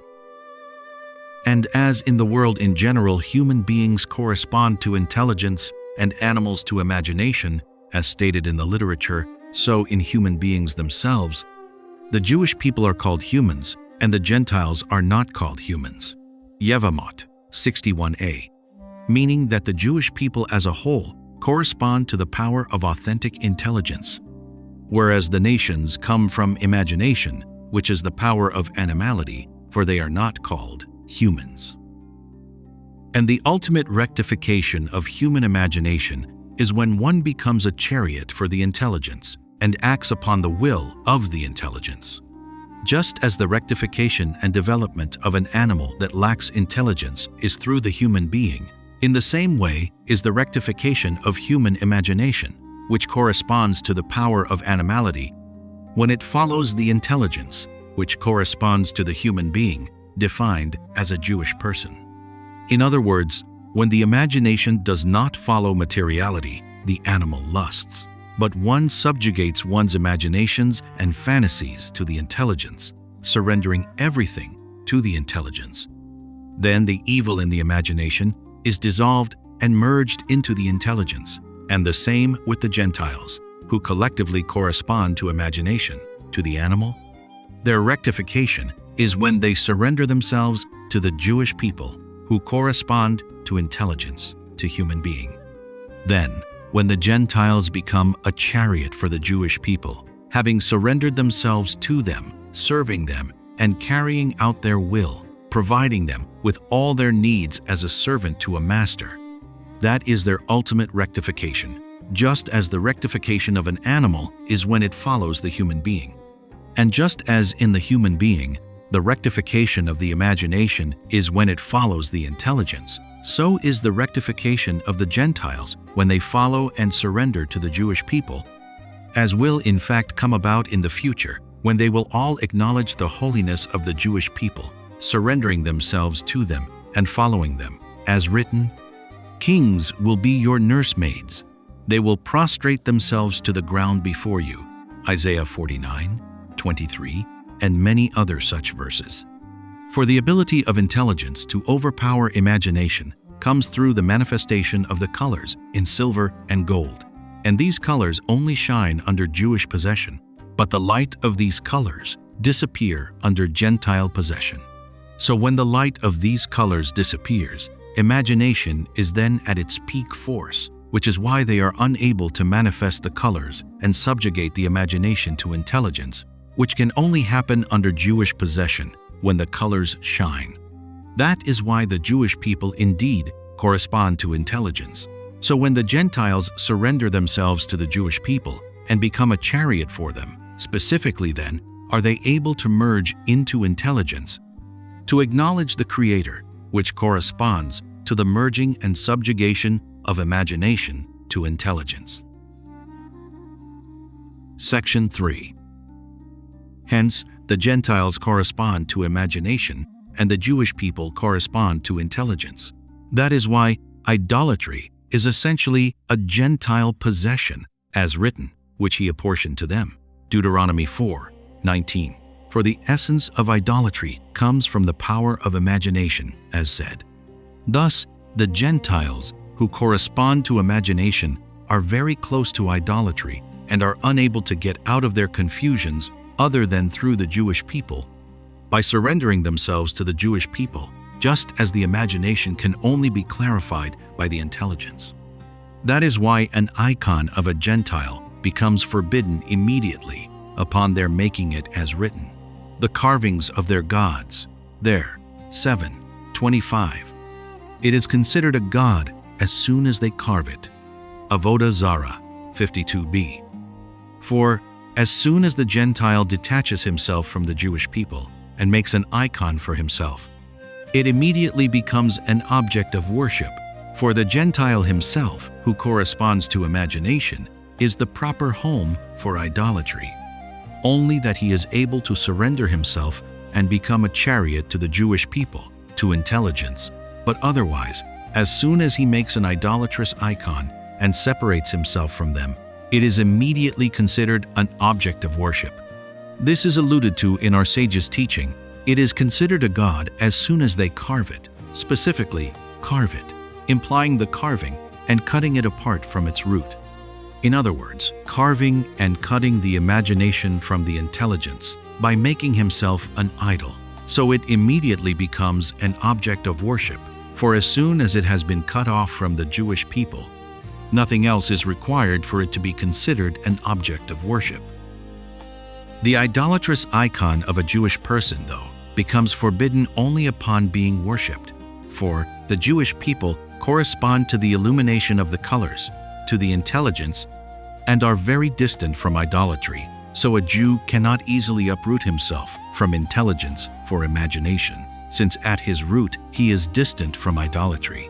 since he corresponds to intelligence. Thus, an icon that he makes is only considered an object of worship after it is actually worshipped, since the ultimate servitude corresponds to imagination, which corresponds to the action, to servitude. And all acts of holiness with which we serve God, specifically with action, are all in order to clarify the imagination, which is only clarified by action and servitude. However, when a Jewish person worships an idol in action, the power of idolatry comes through in full force and can never be nullified. For wherever there is greater holiness, the forces of evil have greater power. Certainly a human being has free choice. Even a Jewish person who is completely distant at his root from idolatry has free choice. But when his imagination overcomes him and he actually worships an icon, it becomes an object of worship specifically through the service of worship. For servitude corresponds to imagination, and then it is forbidden forever. Section 4. This is why the Israelites did not leave Egypt until they borrowed from them silver and golden vessels and clothing. Exodus 11:2. Pharaoh and Egypt correspond to the klippot shells. To the power of imagination, Likutey Moharan, Part 1, 54, which is the essence of exile, when the power of imagination, from which arise all lusts and confusions, overpowers the Jewish people, who correspond to intelligence. This corresponds to the great servitude in Egypt that the Egyptians forced upon them harshly, as written, "Increase the burden of the work." They embittered their lives with hard work. Exodus 5:9, 1:14. For the essence of servitude and bitterness that most people suffer from is that they pursue financial gain, that they are slaves to themselves, enslaving themselves harshly and embittering their own lives with hard work, constructing for themselves great structures as Pithom and Ramses, thereby embittering their own lives, but also with all work in the field, for they are constantly wandering about along the field, traversing distant paths, suffering the bitterness of very great servitude by enslaving themselves. But is all from the power of imagination, which corresponds to the exile in Egypt of every individual of all times. This is the imagination that misleads and confuses a person with lusts and luxuries, enslaving them harshly with hard work. For the essence of servitude and toil corresponds to imagination, as said. The rectification of the exile in Egypt comes through Joseph, as our sages said in several places. Sotah 13a, Genesis, Rabbah 11:7. This is because the redemption from Egypt came about through Joseph, as written, Moses took Joseph's bones with him, Exodus 13:19. For Joseph corresponds to charity to the deserving poor, as written, Joseph sustained his brothers, Genesis 47:12, which is why he is called Joseph the Tzaddik, as in, a tzaddik is benevolent and gives, Psalms 37:21. For it is impossible to be spared from the bitterness of the servitude to the confusion of imagination, which corresponds to the exile in Egypt, other than by giving profuse charity to deserving poor, which rectifies all of one's money, causing the colors in silver and gold, which are the greatness of the Creator, to shine, through which the imagination is subdued, as said. This corresponds to the great wealth that the Israelites attained at the Exodus from Egypt, attained through the power of Moses, who embodied the intelligence to manifest the colors in silver and gold and cause them to shine. That is why they did not leave Egypt until they were instructed to borrow the Egyptians' silver and gold vessels and their clothing in order to extract the money and the wealth from imagination, from Pharaoh and Egypt, and to restore it to holiness, to the Jewish people, for whom the supernal colors in silver and gold shine, for the colors only shine under Jewish possession. So it was specifically through this that they left Egypt, as in, after that they will leave with great possession, Genesis 15:14, specifically with great possession. For through the great possession itself, they left by manifesting the colors in silver and gold, which are the greatness of the Creator, through which the klipot shells that correspond to imagination, to Pharaoh and Egypt, are subdued, and only then they left. This corresponds to Moses took Joseph's bones with him, which our sages relate to the verse, "A wise heart will take commandments." Proverbs 10:8. All the Israelites were busy taking booty, while Moses was busy with Joseph's bones. Sotah 13a. But this seems strange. Taking the booty from Egypt was a great commandment from God, who had explicitly instructed them to do this, as written, "Please speak to the people, and they shall borrow. Please urge them to do this." Brachot 9a. However, based on what was just said, it is all simple. Certainly, the holy wealth of the upright Jewish people is very precious, and it is the manifestation of the Creator's greatness that is manifested through the supernal colors in the money of the upright Jewish people, through which the klipot shells and the lusts which are the power of imagination, as said, are subdued, through which we leave imagination and enter into intelligence. But such wealth can only be attained through profuse charity to the deserving poor, specifically through which all one's money is rectified and the supernal colors in them shine. That is why at the time of the Exodus from Egypt, which corresponds to the subdual of the imagination, which is attained through the manifestation of the colors in Jewish money, as said, which corresponds to the booty of Egypt, Moses therefore involved himself with Joseph's bones, for the bones of the righteous Joseph correspond to the power of charity. For when the Israelites were busy taking the booty in order to elevate the wealth from the klipa shell to holiness, in order to manifest the colors of wealth, which are the greatness of the Creator, through which the imagination is subdued, which corresponds to the Exodus from Egypt, Moses, who corresponds to intelligence, then busied himself with the bones of Joseph, which correspond to the power of charity, for that is the essence of the rectification. For specifically, through the power of charity do we arouse and shine the colors in silver and gold, through which the Exodus from Egypt is brought about. So now, you can understand on your own how the Exodus from Egypt can take place for every individual and at any time. When one is involved in business affairs, one's entire intention must be to manifest the greatness of the Creator through one's money, in which are embodied the supernal colors, which is attained by focusing one's entire heart and mind on charity, on giving profuse charity to the deserving poor from one's money, which then rectifies all of one's money. And then, specifically through one's money, one will be able to manifest the greatness of the Creator, to subdue the imagination, and to ascend to intelligence.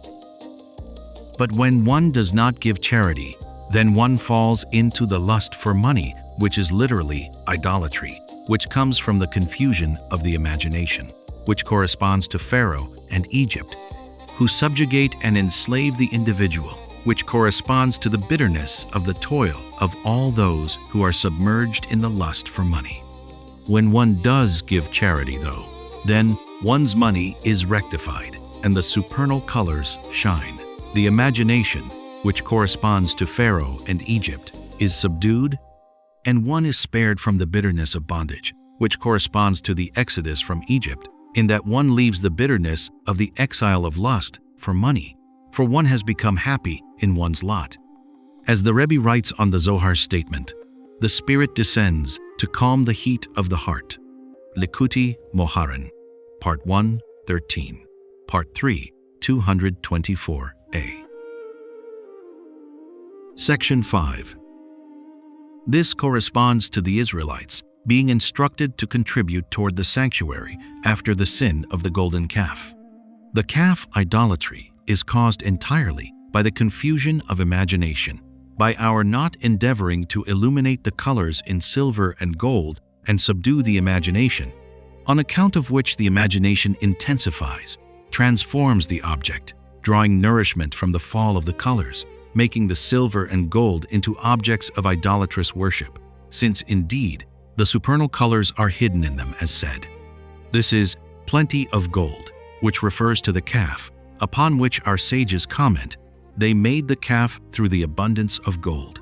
Brachot 32a, which is, as said, that is why the rectification was through contributing toward the sanctuary, which corresponds to charity, to the manifestation of the supernal colors, corresponding to the 13 things that were contributed toward the sanctuary: gold, silver, copper, blue, scarlet, Exodus 25:2, all of which correspond to the supernal colors, to garments of salvation, as explained in the lesson, through which the imagination, the source of idolatry, is subdued.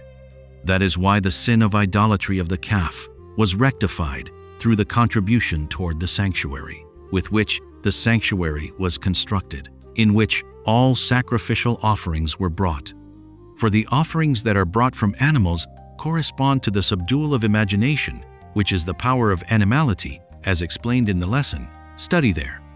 Thus, through these contributions, which correspond to the manifestation of the colors, they thereby were able to construct the sanctuary, in which were brought all sacrificial offerings, which are the subdual of imagination. For through the manifestation of the colors, through charity, imagination is subdued, as said. Section 6. The priests were therefore blessed with wealth, as written, "They will set incense in your nostrils. Bless his wealth, O God." Deuteronomy 33:10, as our sages said, "Incense brings wealth." Yoma 26a. End quote. For this reason, no priest ever brought the incense twice, so that all the priests would become wealthy. For the priests were involved in the sacrificial offerings brought from animals, which corresponds to the breaking of imagination. Therefore, the high priest, who embodied the ultimate holiness and totality of all priests, was to be made wealthy, as our sages say on the verse, "The priest who is greater than his brethren," Leviticus 21:10, "his brethren should make him greater," Yoma 18a, so that he will be able to devote himself completely to the service of the priesthood, which is the service of the sacrificial offerings, which are the breaking of the imagination, the breaking and subduing of which is attained specifically through holy wealth, through which the colors are manifested, which are the greatness of the Creator. Laws of Usury. Section 7. This corresponds to the severe prohibition of usury, the essence of which is taking payment for the temporary use of one's money, which is severely prohibited. Bava Metzia 63b, Yoreh Day'ah 161.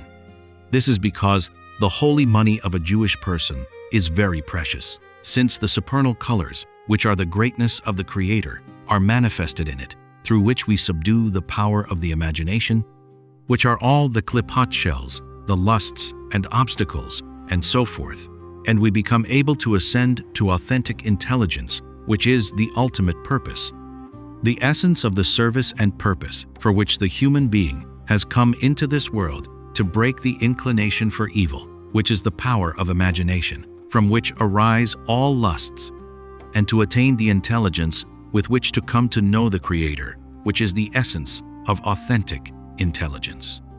Besides this, there is no wisdom or understanding that can be called intelligence or wisdom at all. As written, "Let not the wise one boast of his wisdom. But in this, let the boaster boast, in having the intelligence to know me." Jeremiah 9:22. And, "You shall know today and restore to your heart that Hashem is God." Deuteronomy 4:39. And, "You have shown to know that Hashem is God." There, verse 35. For the ultimate knowledge and intelligence is the knowledge of a Jewish person to be able through one's knowledge to serve God and to know Him with complete faith. All of this is attained through the manifestation of the greatness of the Creator that is manifested through the money of a Jewish person, through which the supernal colors are manifested, through which we break the imagination, which are all the lusts of the inclination for evil, and attain this intelligence. Hence, the holy money of a Jewish person is very precious, for in it is manifested the supernal colors, which are the greatness of the Creator, through which we attain this purpose. However, the supernal colors only manifest in the money through the mitzvah of charity and loving kindness, which is even greater than charity, Sukkah 49b, through which all of one's money is rectified. For only then are the colors manifested, and one is thereby able to break the imagination. As stated in the lesson, paragraph 3, no two people are equal to each other. All souls are in a sequence, one above the other, one an external garment to the other. Hence, when one seeks to rise to a higher level, then the one at the higher level thereby ascends to an even higher level. And in the addendum at the end of the lesson, this is called uplifting, when one uplifts and elevates another. Thus, it can be understood and inferred from the lesson that it is impossible for any individual to come close to God and to ascend from level to level without simultaneously uplifting and elevating another.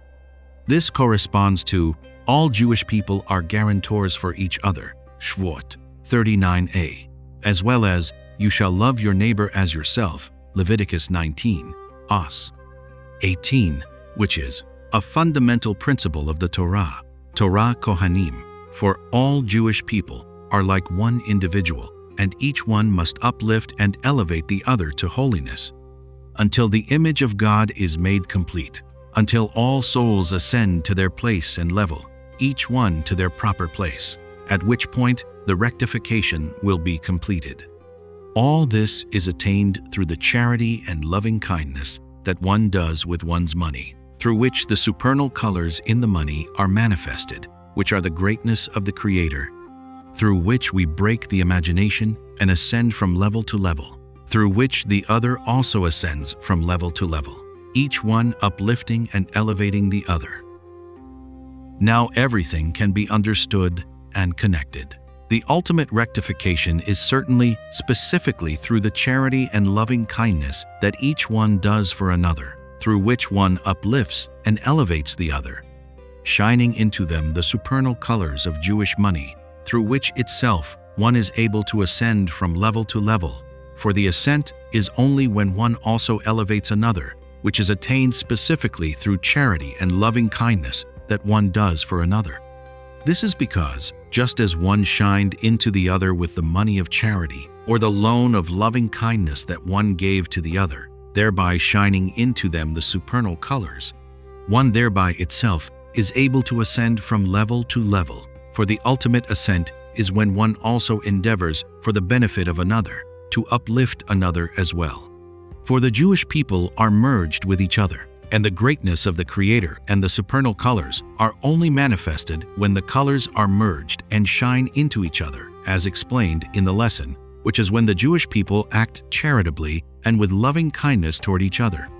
This is because the Jewish people are themselves the colors, as in Israel, in whom I take pride.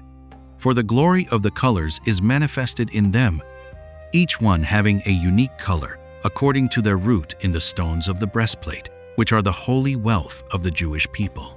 Those stones were worth a great fortune, and they contained all colors in the world.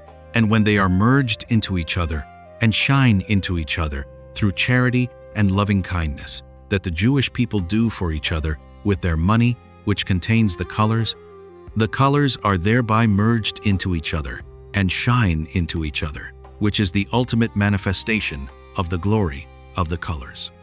Specifically then is the greatness of the Creator manifested, and the klippot shells, which are the power of imagination, subdued, and one ascends from level to level, uplifting another as well, from level to level.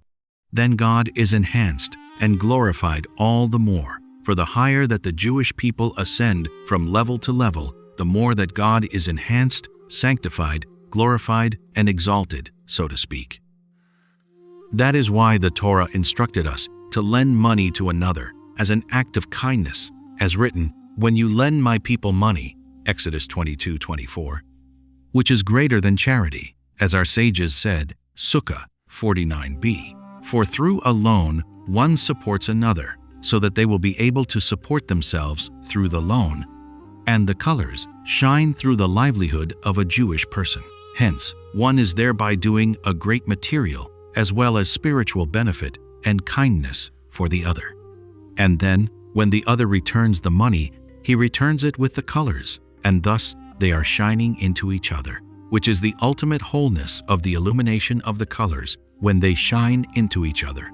This is why the lender and creditor are called lave and malve, from the root of livui, meaning accompaniment and joining. For through a gracious loan, the supernal colors merge and shine into each other. That is exactly why a free loan is called a loan of chen, meaning grace, for it corresponds to the illumination of the colors, which are the essence of the splendor and grace, as the Rebbe explains there, paragraph 4. Section 8. This is why the prohibition of usury is so severe, as if one denies the God of Israel and the exodus from Egypt. And several verses repeat this prohibition. Yoreh Day'ah 160, the essence of the prohibition being charging another for the temporary use of one's money. The Rebbe writes in Likutey Moharan, Part 2, 61, God is beyond time. The essence of time is based upon a lack of intelligence. Therefore, in a dream, when intelligence has departed and only the power of imagination remains, a short time can seem like a very long time. For in a dream, it may seem that 70 years have passed, when on the clock it is only 15 minutes. But when one arouses from sleep and returns from imagination to intelligence, one then understands that the 70 years that appeared to pass in the dream were in fact only a quarter of an hour, and only 70 years, in reality, are 70 years.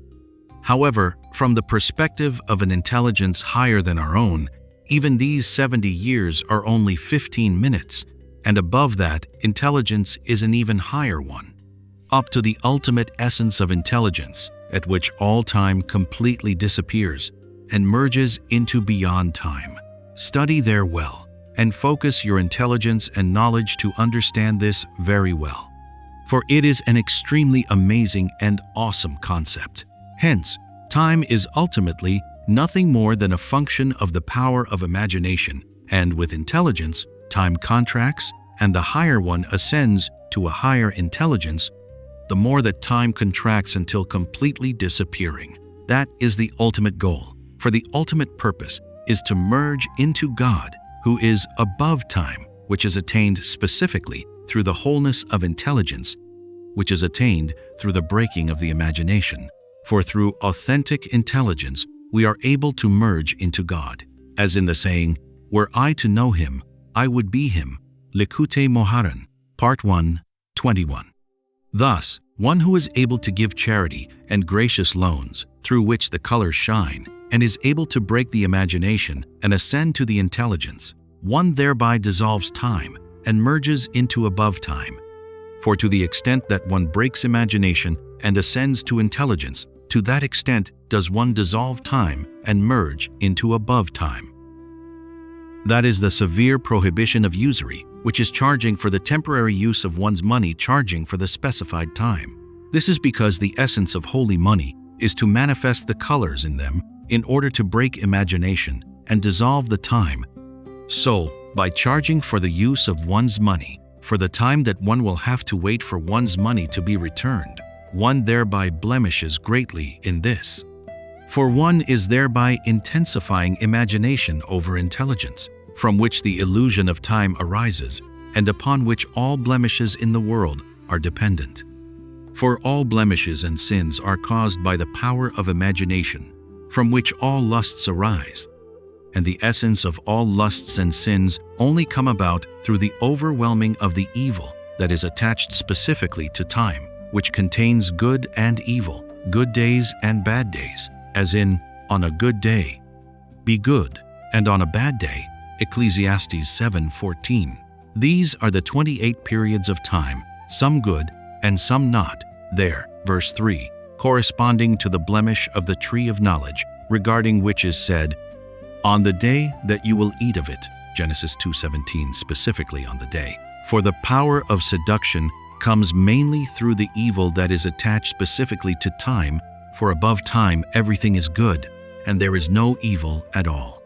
That is the entirety of a human being's work in this world, in the time and days allotted to them, to endeavor to break loose of imagination and enter into intelligence, meaning to be able to dissolve time, which is essentially a function of imagination, and to ascend to intelligence, in which time disappears and one merges into God, who is above time.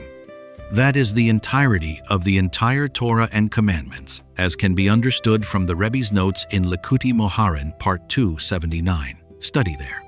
So the most important thing is to give charity and do loving kindness to one's fellow Jew, for charity is tantamount to the entire Torah, Bava Batra 9a, for specifically through charity and loving kindness are the colors in money brought to shine, through which one breaks imagination and ascends to intelligence, through which time is dissolved and merges into above time, which is the ultimate purpose, as said.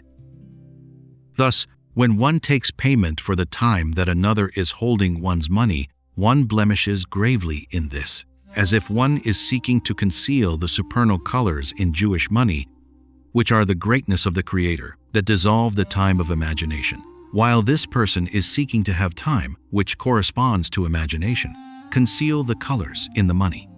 That is why it is such a grievous sin, and certainly as if one is denying the God of Israel, since one is causing a concealment of the colors and of the greatness of the Creator by intensifying imagination, from which all idolatry and denials arise, as explained earlier, paragraph 1. That is why it is considered as if one has denied the exodus from Egypt, for the essence of the exodus from Egypt came through the manifestation of the colors of Jewish money, as we said above, paragraph 4. Study there. Section 9. And the truth is that the very root of the coming into existence of time in holiness is through loving kindness, as stated in the story of the 7 beggars for the 3rd day. Study there. This corresponds to, by day, God sends His loving kindness. Psalms 42:9. For loving kindness is a day that accompanies all other days. Zohar, Part 3, 192b, from which arise all time and all days that are rooted in the 7 days of construction, which correspond to the 7 attributes, which correspond to the colors in silver and gold, which correspond to the 7 types of metals. For as known, all things are ameliorated only at their root, which is why the ultimate endurance of the world is through loving kindness. As written, the world was built with loving kindness. Psalms 89:3. This is because the coming into existence of time is for the purpose of free choice, is specifically within time, so that each individual will endeavor in his service to break the imagination, through which the individual will ascend above time into the realm of beyond time, which corresponds to the eternal life of the world of the future, in which reward is ultimately received. Fortunate is the one who attains this. Thus, the most important thing is charity and loving kindness, in which is the root of the coming into existence of time, and specifically in which is time ameliorated, dissolved, and merged into beyond time. For the fundamental beginning and construction of the 7 days of construction is from loving kindness. For beyond loving kindness is beyond time, corresponding to Binah, the great Jubilee, which is beyond days, as our sages said on the verse. When you ask about the first days, Deuteronomy 4:32, you may ask about the first days, but you may not ask about what is beyond. Chagigah 11b, which refers to the highest 3 sfirot that are above the sfira of Kesed, Pardes Rimonim 8:15, Etz Chaim 1:5. Thus, specifically through loving kindness, which is the beginning and foundation of the coming into existence of time, is time ameliorated and dissolved, elevating and merging it into beyond time and one, which is the ultimate purpose, as said. That is why we must give charity and act with loving kindness, for specifically, through that is the imagination dissolved, for imagination facilitates time, and through those acts it ascends to intelligence, where time is dissolved, which is the ultimate purpose. Section 10. This corresponds to business dealings, which must be meticulously carried out with faith so as not to blemish in the money, which embodies the supernal colors. Thus, conducting business dealings with faith brings very great benefit, for through the business dealings with another person and the exchange of their money, the colors thereby shine and merge from each one into the other one. This is the ultimate reason why God arranged for human beings to have to deal financially with each other, all for the purpose of sorting out the sparks from the money, meaning so that the colors will shine from one to the other, through which the sparks are able to ascend, for the sparks are themselves the colors, as cited in Likutey Moharan, Part 1, 56, 5. Study there. This is why the Torah instructed us, when you sell something to your friend or purchase something from your friend, Leviticus 25, 14, which our sages interpret as referring specifically to a Jewish person, Torah Kohanim, meaning that one must endeavor to do business specifically with another Jewish person so that the colors in Jewish money will shine from one to the other and merge into each other, which is the ultimate greatness of the Creator, through which imagination is broken, we ascend to intelligence, and time is dissolved. The verse thus continues, "Do not cheat your brother, so as not to blemish in the colors in Jewish money." For this reason, the Torah juxtaposed the mitzvah of business dealings with faith, so as not to cheat another to the section dealing with the Jubilee, and the prohibition of cheating itself is tied to the Jubilee, as written, "Do not cheat your brother. Purchase from your brother according to the number of years after the Jubilee." This is because the prohibition of cheating, which is a blemish in business dealings, a blemish in the colors in Jewish money, is essentially a blemish in the Jubilee, for the Jubilee corresponds to Bina, the world of the future, which is beyond time. That is why the Jubilee is called forever, as written, "He shall serve him forever," Exodus 21:6, which means until the Jubilee, Mekilta, for it corresponds to the eternal and everlasting world. Thus, the peak holiness of the Jubilee is on Yom Kippur, Leviticus 25:9. For Yom Kippur is beyond time, as stated in the Aleph Beit book, Repentance, paragraph 2. Study there, from which emerges the Jubilee, which is beyond time, and from which time itself comes into existence. For the coming into existence of time is from beyond time, which God, who created time, sustains with His will all the days of this world. This is why the Torah stressed, "Do not cheat your brother. Purchase from him according to the days since the Jubilee," which means that all purchases and sales and business dealings in the world are only according to the number of years after the Jubilee, which means within time, which indeed is only after the Jubilee, which itself is beyond time, for only after the Jubilee, which is Bina, the world of the future, does the number of years, which is time, corresponding to the 7 days of construction, begin. All business dealings are meant to shine the colors in money in order to manifest the greatness of the Creator, to subdue the imagination, and to ascend to intelligence, which is beyond time, which corresponds to the Jubilee. That is why we must purchase and sell and conduct business dealing with faith, and not cheat our brother, so as not to blemish in the colors, which corresponds to the number of years after the Jubilee, so that we are not prevented from ascending and merging into the Jubilee, into beyond time, by the power of imagination that is increased through a blemish in money caused by not conducting business dealings faithfully. This is, "Do not cheat your brother. Purchase from him according to the number of years after the Jubilee." Section 11. This corresponds to the mitzvah of the Shemitah year and the Jubilee year, in which everything becomes ownerless and all people are friends and merge into each other.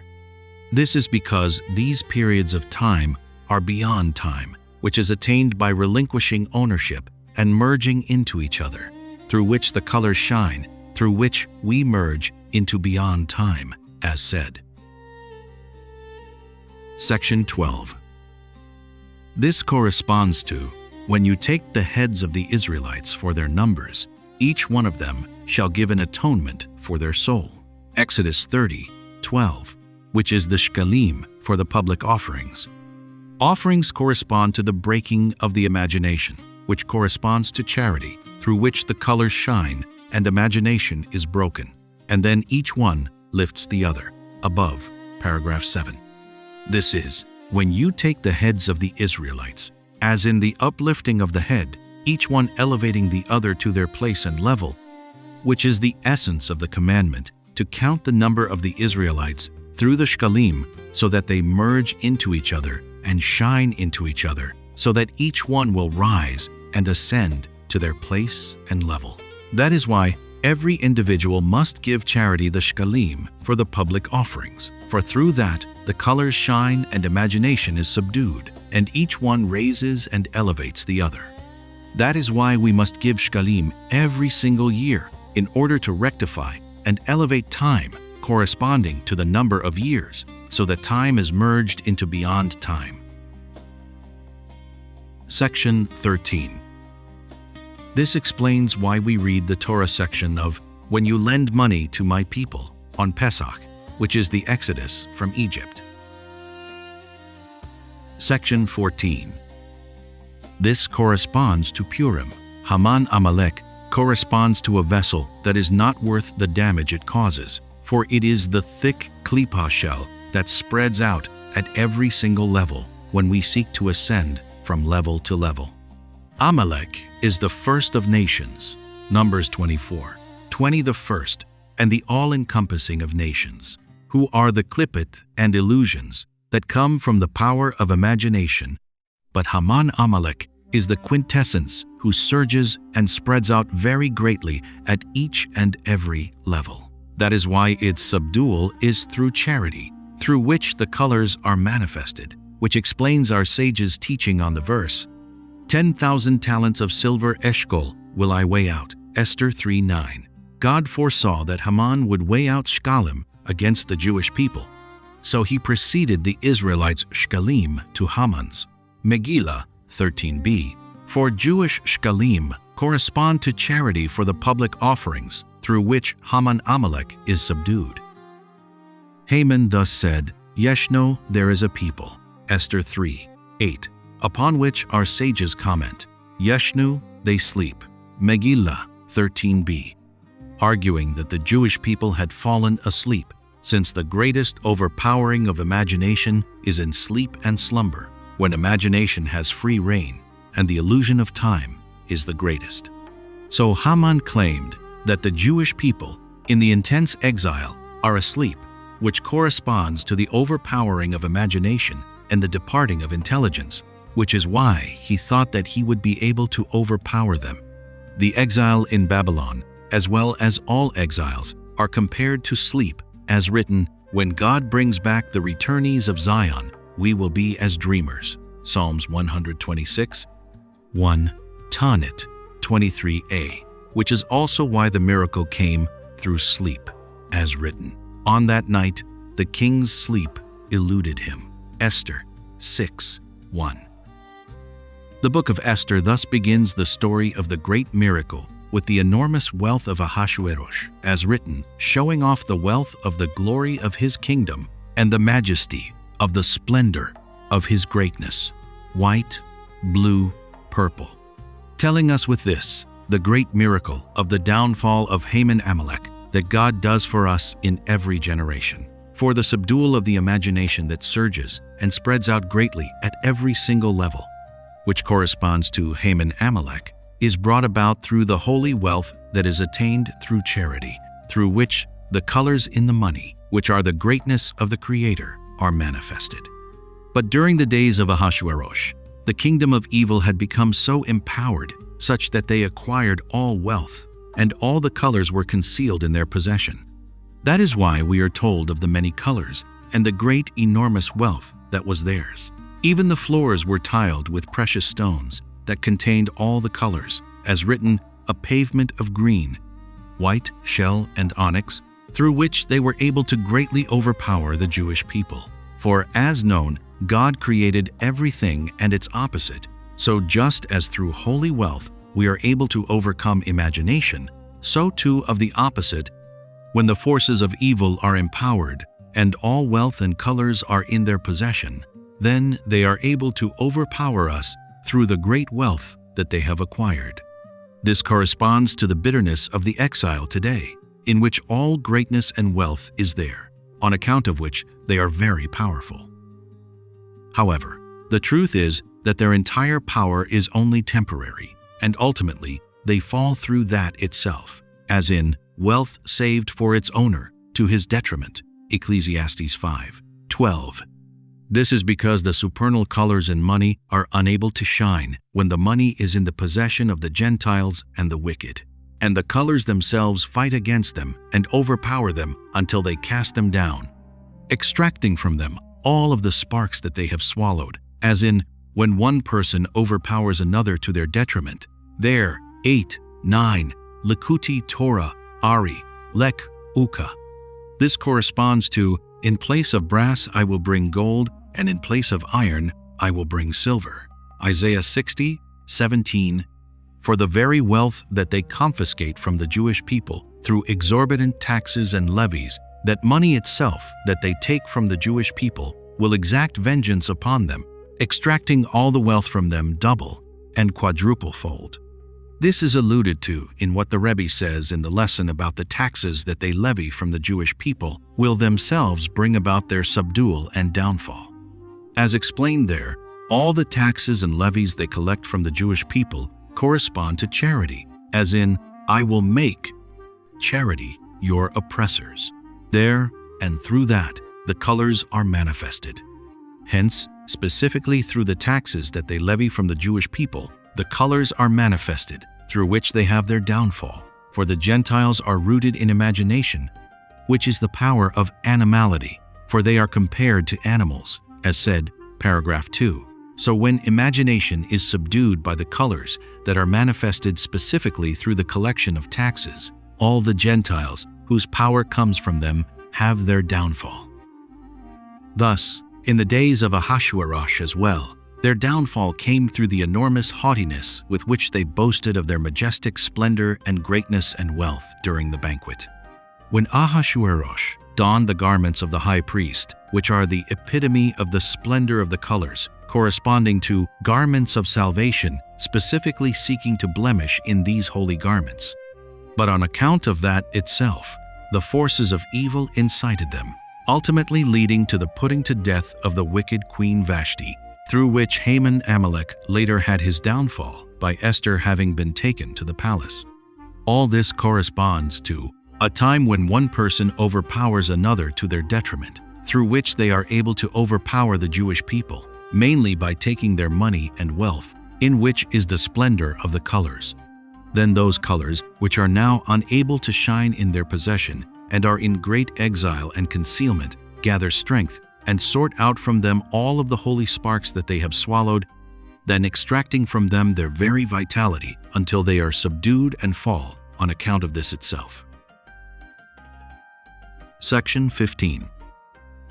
This is the meaning of what is written regarding Mordecai's greatness. Mordecai came out from the king's presence in a royal garment of blue and white, a golden crown. Esther 8:15-8. This corresponds to the splendor of the colors having returned to holiness.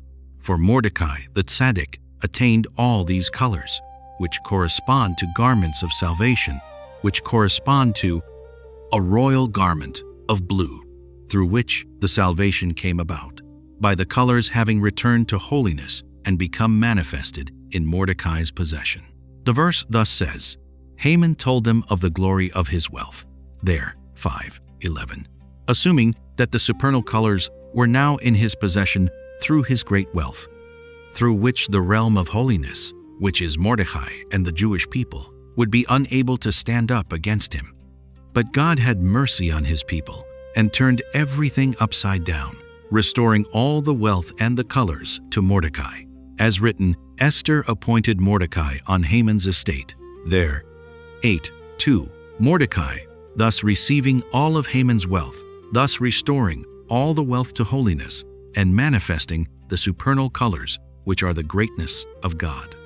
Through that, the people were able to subdue and humble the Amalekites, who embody the realm of evil, and to elevate and exalt the Jewish people. For the subdual of the realm of evil, which corresponds to imagination, is through the manifestation of wealth in holiness. Section 16. This corresponds to gifts to the poor that we are obligated to give on Purim, which is essentially giving profuse charity. This is because the ultimate manifestation of the colors in holiness is attained through charity, through which the imagination, which is the realm of evil, is subdued, which is the essence of Purim. The same with sending portions to each other, Esther 9:19. For each one must bind and merge into the other through sending gifts to each other. For when the imagination is subdued, which corresponds to Purim, then each one elevates and uplifts the other from level to level, as said. That is why we must send portions to each other, so that each one will merge into the other, to show that now that imagination has been subdued at all levels. For the wicked, Haman embodied all the evil of imagination at all levels, and has been subdued and had his downfall through the great miracle of Purim. Now each one merges into the other, for each one elevates and uplifts the other. That is, sending portions to each other. Section 17. This corresponds to the great joy of Purim, when the colors, which are the garments of salvation, are manifested, which corresponds to Purim. The joy is then very great and enormous, and the more that the splendor of the colors is manifested, the more that the evil in imagination is subdued, and then the more that joy is enhanced. This is because the splendor of the colors is the essence of the greatness of the Creator, and the more that God's splendor and glory are manifested, the joy is obviously that much greater. For the manifestation of God's greatness and splendor is the ultimate joy of all joys. As written in many verses in Psalms, chapters 95 and 105, enormous joy will break out in the future, when God's greatness and splendor will be manifested, and elsewhere, the heavens will rejoice, the earth will exult, and the nations will proclaim, God has become King. 1 Chronicles 16:31, and many other verses there. All of these verses are based upon the great joy that will come about through the manifestation of God's greatness. As written, Come, let us sing to God. Let us shout out to Him with melodies, for God is a great God. Song and melodies corresponding to joy. Likutey Moharan, Part 2, 24. And all of these psalms that speak of God's greatness and of the enormous joy that we should have in His greatness, such as, Rejoice, O righteous ones, in God. God has become King. The earth will exult, were instituted to be recited at the onset of Shabbat in order to subdue the imagination that intensifies when we ascend to holiness, such as when we must take leave of the 6 weekdays and ascend to the holiness of Shabbat. It was therefore instituted to recite these psalms that speak of God's greatness in order to subdue the clipot shells that intensify when we ascend from level to level, in the same way that, praise God, call out in His name. 1 Chronicles 16, Psalm 105, which speaks of God's greatness and of the great joy in Him, was instituted to recite every morning, since we must then ascend from the world of action to the world of formation, as stated in the lesson. This corresponds to, They will rejoice in your name all day long and be exalted in your righteousness, for you are the splendor of their might. Psalms 89:17. Through the splendor that is manifested, joy is thereby evoked, as in, They will rejoice in your name all day long, and They will be exalted in your righteousness, for the essence of the splendor, which is the splendor of the colors, is manifested through charity, as said. This is, I will rejoice in God. My soul will exult in my God. For he has clothed me with garments of salvation, wrapped me with a coat of charity. Isaiah 61:10. Garments of salvation and a coat of charity correspond to the splendor of the colors that are manifested through charity, as explained well in the lesson, through which I will rejoice in God. My soul will exult in my God, for through that comes the greatest enhancement of joy, as said. So because on Purim the imagination is greatly subdued, which is the downfall of Haman Amalek, through the manifestation of the colors, through the profusion of charity given at that time, and through the mitzvah of shkalim that precedes Purim, through which the miracle of Purim was brought about. Therefore, the joy on Purim is exceedingly great and enormous, for through the manifestation of the colors, which are the greatness of the Creator, joy is enhanced immensely. Section 18. This corresponds to intoxication on Purim. As our sages said, one is obligated to drink on Purim until one can no longer distinguish between "Cursed is Haman" and "Blessed is Mordecai." Megillah 7b. Intoxication corresponds to sleep, which corresponds to the intensification of imagination. As we see for ourselves how the imagination of an intoxicated person becomes even more confused, and they speak silliness that comes from the confused imagination. That is why we must greatly distance ourselves from intoxication, so that imagination, the source of all inappropriate lusts, is not increased. On Purim, though, when Haman Amalek, the evil of imagination, has been subdued to such an extent that intoxication will not harm at all on this day, but on the contrary, it will rectify the imagination so that it merges into holiness and is transformed from evil to good. For on Purim, the evil of imagination is subdued to such an extent that we are able through profuse drinking to transform the imagination into holiness. For wine contains two potentials. If one is deserving, it gladdens, and if not, it empties the mind. Yoma 76b. It all depends on the extent to which the imagination has been sorted out. For one who is unable to sort out the imagination from evil to good, then the wine will empty the mind. For emptiness of the mind corresponds to insanity, which corresponds to confusion of the imagination, whereas one who is deserving, who has already subdued the evil in imagination, the wine will gladden them. This corresponds to the drinking on Purim, when the imagination is subdued through the manifestation of the colors, when the joy is thereby exceedingly great, which is why drinking is then wine that gladdens. This is, one is obligated to drink on Purim until one can no longer distinguish between "Cursed is Haman" and "Blessed is Mordecai." The wicked Haman corresponds to the evil in imagination at all levels, for he is from the seed of Amalek, which embodies all the evil and the klippot shells of all levels, as in, Amalek is the first of nations, for on each and every level the imagination attacks and spreads. So the wicked Haman embodied all of the evil of all the levels, and at that time he attacked the Jewish people with very great force, for the power of imagination, which is the klippot shells at each and every level, are only able to overpower to the extent of the specific level of holiness. And if the human being at that point utilizes their power and free choice, they can overcome it. The wicked Haman, however, embodied the evil of the imagination at all the levels, and thus sought to overwhelm every individual Jewish person with the power of evil from higher levels. And no individual on a lower level is able to withstand the force of evil from a higher level, certainly not the forces from many levels higher than oneself. So the wicked Haman sought to overpower each and every Jewish person with the power of evil from all the levels that were embodied in him, which is why it was virtually impossible to withstand him, as written, "If God had not been with us when a human being rose up against us," Psalms 124:2, which our sages say refers to Haman, Megillah 11a.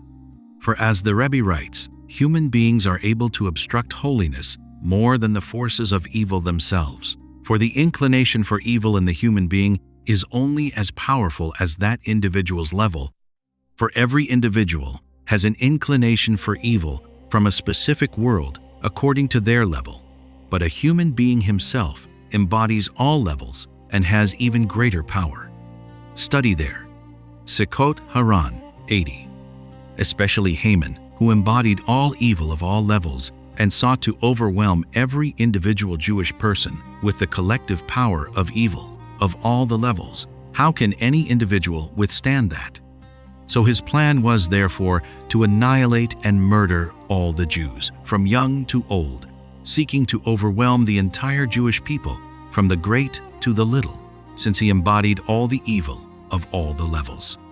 And this takes place in every generation, which corresponds to the enormous spiritual battle that takes place in every generation. For the forces of evil embodied in human beings are extremely difficult to oppose.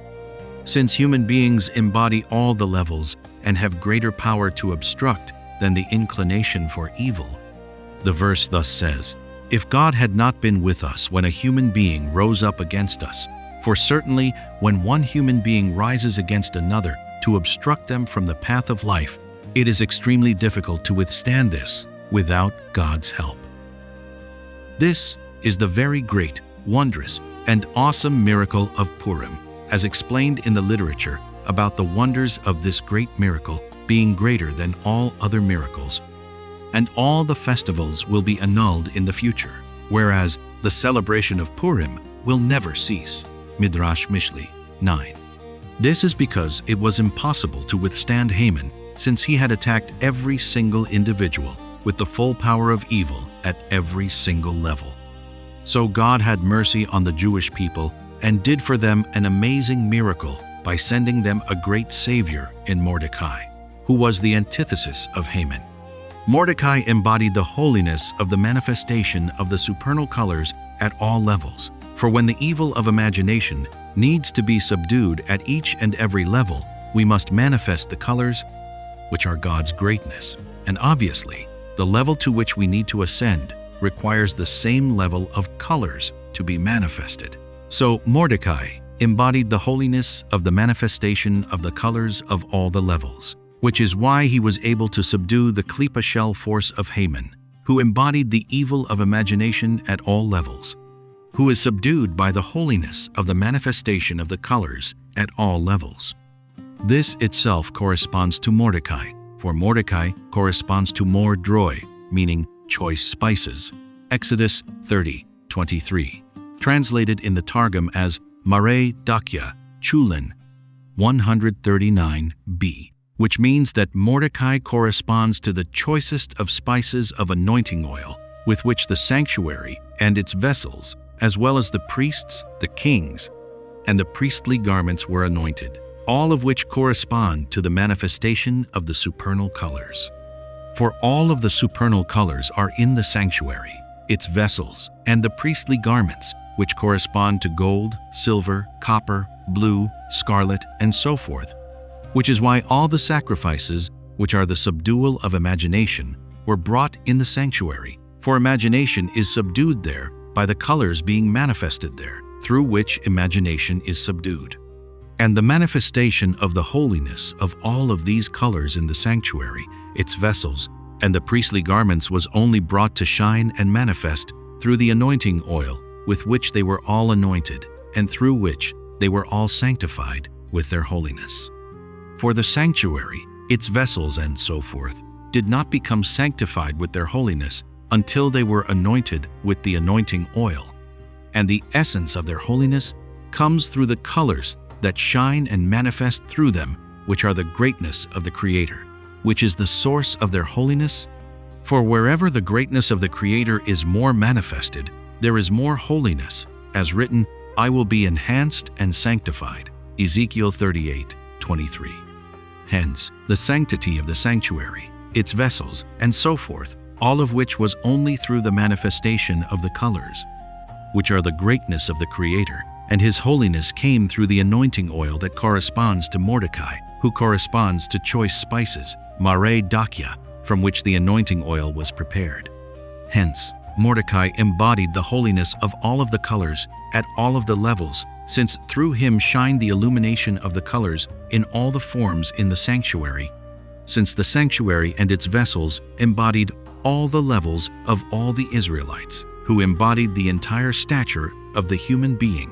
For as known, all levels together make up the stature of the human being, as explained in the Kabbalistic writings, and the sanctuary itself corresponds to the stature of the human being, as stated in the Holy Zohar. The structure of the sanctuary parallels the structure of the human being. Tikkuni Zohar 13a. Thus, the sanctuary embodied them all. And Mordecai, who was the choice spices of the anointing oil, through which comes the holiness of the sanctuary, which is the manifestation of the colors in all the details of the sanctuary, therefore embodied the holiness of the colors of all the levels. So God endowed Mordecai with the power to subdue and humble the wicked Haman, and to rescue every single Jewish person from him, from the lowest to the greatest. For just as Haman attacks every single Jewish person in every generation, attacking even the lowest through the power of countless incitations, seductions, imaginations, obstacles, and confusions that come from levels much, much higher than the individual, so does God send in every generation a tzaddik who corresponds to Mordecai, who embodies all the levels of holiness, and who has the power to shine even into the lowest of the lowest, an extremely amazing and enormous illumination that comes from levels much, much higher than the individual, through which he rescues the individual from the klipa shell of Haman, who seeks to overwhelm the individual with the power of the evil forces that are beyond the individual's level. This illumination of Mordecai, the tzaddik, we are privileged to receive in each and every generation, in every year, on these days of Purim, as written, "These days are remembered and celebrated in every generation." Esther 9:28. For this is the battle of every single individual in every single generation. Besides one's individual inclination for evil and one's own inappropriate lusts that each individual has to deal with in great battle and great effort to withstand, over and above that, there are many people who rise up against every individual to obstruct them from the path of life. There are many, countless variations of this.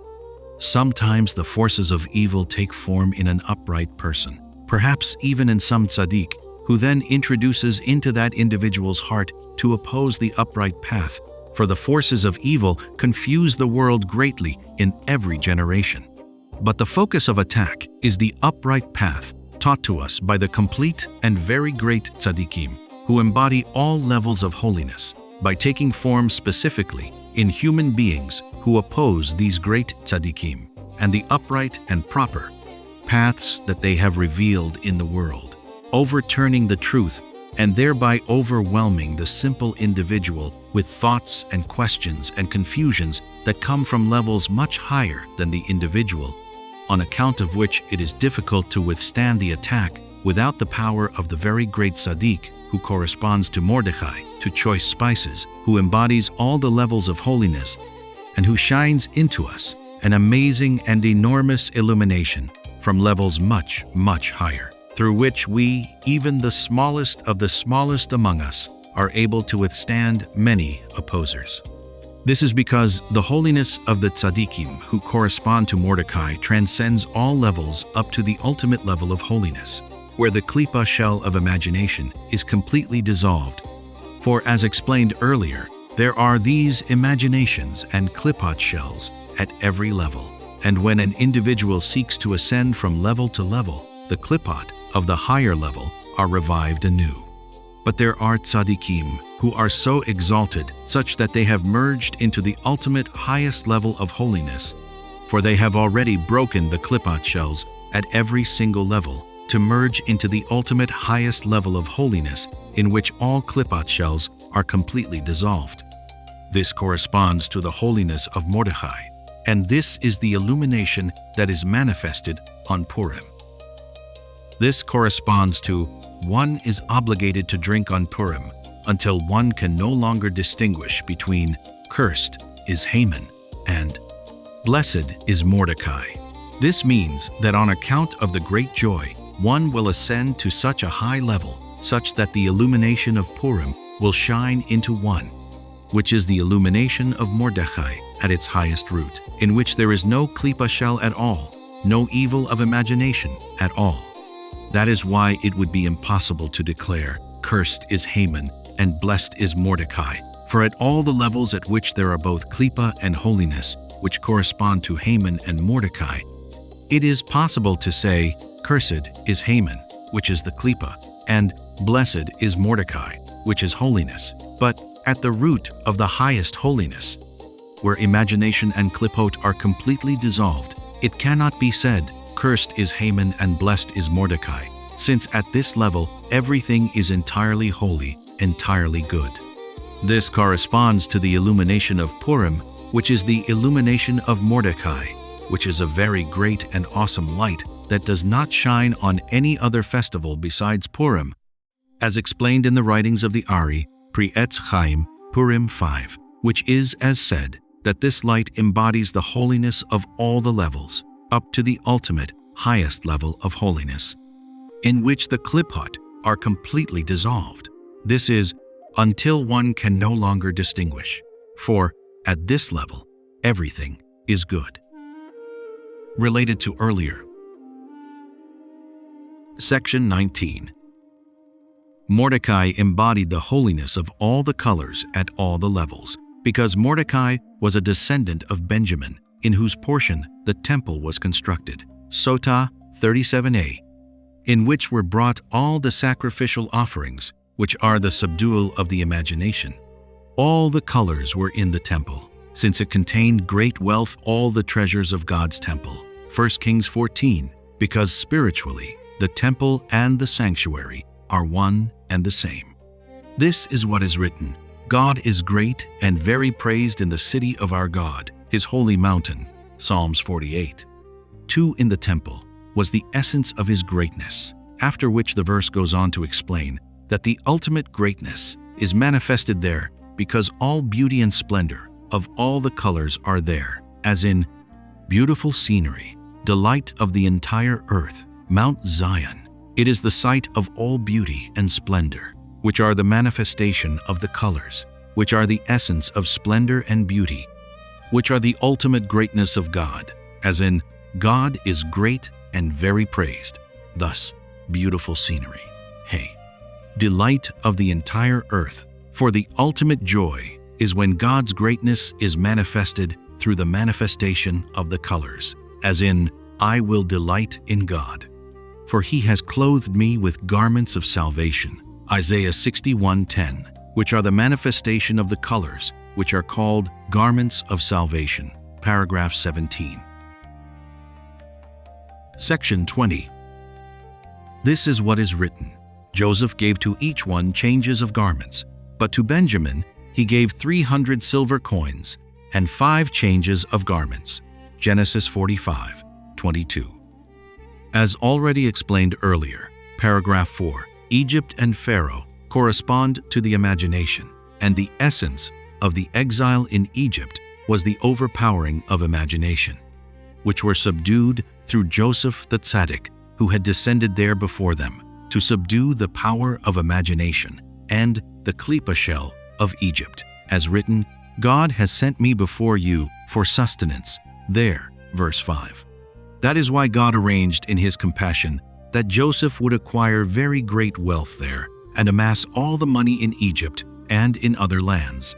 As written, Joseph amassed all the money, Pesachim 119a.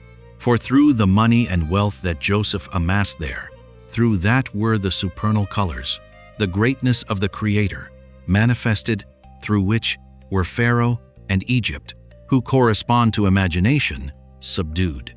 That is why, when the tribes were gathered around Joseph, he gave all of them of his wealth, giving each one presents, to show them that he had already been able to elevate the wealth to holiness, and that he was sharing of his wealth, which corresponds to the splendor of the colors, to garments of salvation with them. He thus gave them changes of garments, corresponding to garments of splendor, corresponding to the splendor of the colors, so that all of the tribes would have the power to subdue the klipa shell of Egypt, which is the imagination, through the power of the garments of salvation, which are the splendor of the colors that they had received from Joseph. For the subdual of imagination, which corresponds to Egypt, is through garments of salvation, as said. He thus gave to Benjamin 300 silver coins and 5 changes of garments, for the temple would be built in his portion, in which is the ultimate subdual of the imagination, so he needed more wealth than the others did. So he gave him 5 changes of garments, alluding to the 5 times that the high priest changes his garments on Yom Kippur, Yoma 32a. For on Yom Kippur the high priest enters into the innermost chamber, in which was the highest holiness of the temple, the splendor of the colors. For there stood the ark and the cherubs, and there was God's greatness evident. For the ultimate indwelling of the Shekhinah was there, as written, I will meet there with the Israelites. Exodus 29:43. This corresponds to 300 silver coins, paralleling the 3 types of intelligence: potential intelligence, active intelligence, and acquired intelligence, which are attained through the manifestation of the colors in holy wealth, through which the imagination is subdued and we ascend to the intelligence, of which there are 3 types. Haman sought to blemish the holiness of the colors and to intensify imagination, so he cast a lot, Esther 3:7, seeking to blemish the holiness of Yom Kippur, about which is written, Aaron shall place lots on the 2 he-goats, Leviticus 16:8. This is what the Holy Zohar means when it says that Purim corresponds to Yom Kippur, Tikkuni Zohar 21, paragraph 57b. For after the people subdued Haman, they evoked the holiness of Yom Kippur, which is the essence of the holiness of the temple, in which are all the colors. For on Yom Kippur, the high priest enters into the site of ultimate holiness in the temple, in which was the ultimate manifestation of the splendor of the colors, the ultimate greatness of the Creator, from which emerges the power to subdue Haman Amalek, who corresponds to the totality of evil in imagination at all levels, as said. For Yom Kippur transcends time, as the Rebbe writes, Aleph Beit Book, Repentance, paragraph 1:1, and the essence of time corresponds to imagination, paragraph 8. And Haman sought to intensify time, attributing everything to nature and time. That is why he cast a lot from day to day and from month to month, Esther 3:7. As if to say that everything is dependent upon the right time, so he cast a lot to ascertain the exact day and time when he would be able to overcome the Jewish people. And though his lot was based upon complex magic, and he used deep wisdom for it, nevertheless, God confounded his cunning plans and turned things on his head, sending salvation and miracle from Yom Kippur, from beyond time, from the great Jubilee, which corresponds to the 50th gate. Haman had sought to cause blemish, even up to there, so he constructed a gallows, 50 cubits tall, Esther 5:4. But that itself brought about his downfall. For there, in the 50th gate, corresponding to the Jubilee, to Yom Kippur, to beyond time, he has no power or grip at all, and no one is able to ascend to there other than the great Tzaddik, who is in the category of Mordecai. Thus, Haman was hanged on that very tree that was 50 cubits tall. For his downfall came about through the 50th gate of holiness, which corresponds to beyond time. There is much more to say about beyond time. May God help us to complete discussing this subject. Section 21. This corresponds to, inscribe this as a commemoration in a book, Exodus 17:14. Memory corresponds to imagination, as the Rebbe writes elsewhere. Likutey Moharan, Part 1. 19 specifically, the sorting out of imagination. This corresponds to the Torah reading, which may not be done by calling up less than 3, and reading for each one at least 3 verses, Megillah 21a through 23b, all in order to subdue imagination and ascend to the intelligence, which is comprised of 3 types, as said. This is why the entire Torah is considered tripled. As our sages said, "Blessed is God who gave us a tripled Torah." Shabbat 88a. And why after the Israelites had gone 3 days without Torah and became weary, it was instituted to read from the Torah on Mondays and Thursdays, so that 3 days would not pass without Torah, Bava Kama 82a, all in order to subdue the imagination and ascend to intelligence, which is comprised of 3 types. This corresponds to the 3 Kedushas. Isaiah 6:3, for the intelligence is Kodesh, Zohar, Part 3, 61a. So there are 3, corresponding to the holiness of the intelligence, which is comprised of 3 types, as said. 2 time, times and a half, Daniel 12:7, until a period, periods, and half a period. There, 7:25. This corresponds to the minimalization of time, that the intelligence of the minimalization and dissolution of time will be manifested. For the greater the intelligence, the more that time is minimalized and dissolved. Thus, when times will become time, and then upon reaching an even higher intelligence, such that time will become even more minimalized and dissolved, all time will be only as half-time. Then the Messiah will come, who will attain the intelligence of beyond time with complete wholeness. Study well in Likutey Moharan, Part 2, 61 and above, in paragraph 8, and you will understand well. Section 22. This corresponds to the prohibition of chametz, which is essentially dependent upon time. We must not tarry the dough for a certain amount of time, so that it will not leaven. Just as our ancestors did not have the time to tarry their dough for it to leaven, Exodus 12:39.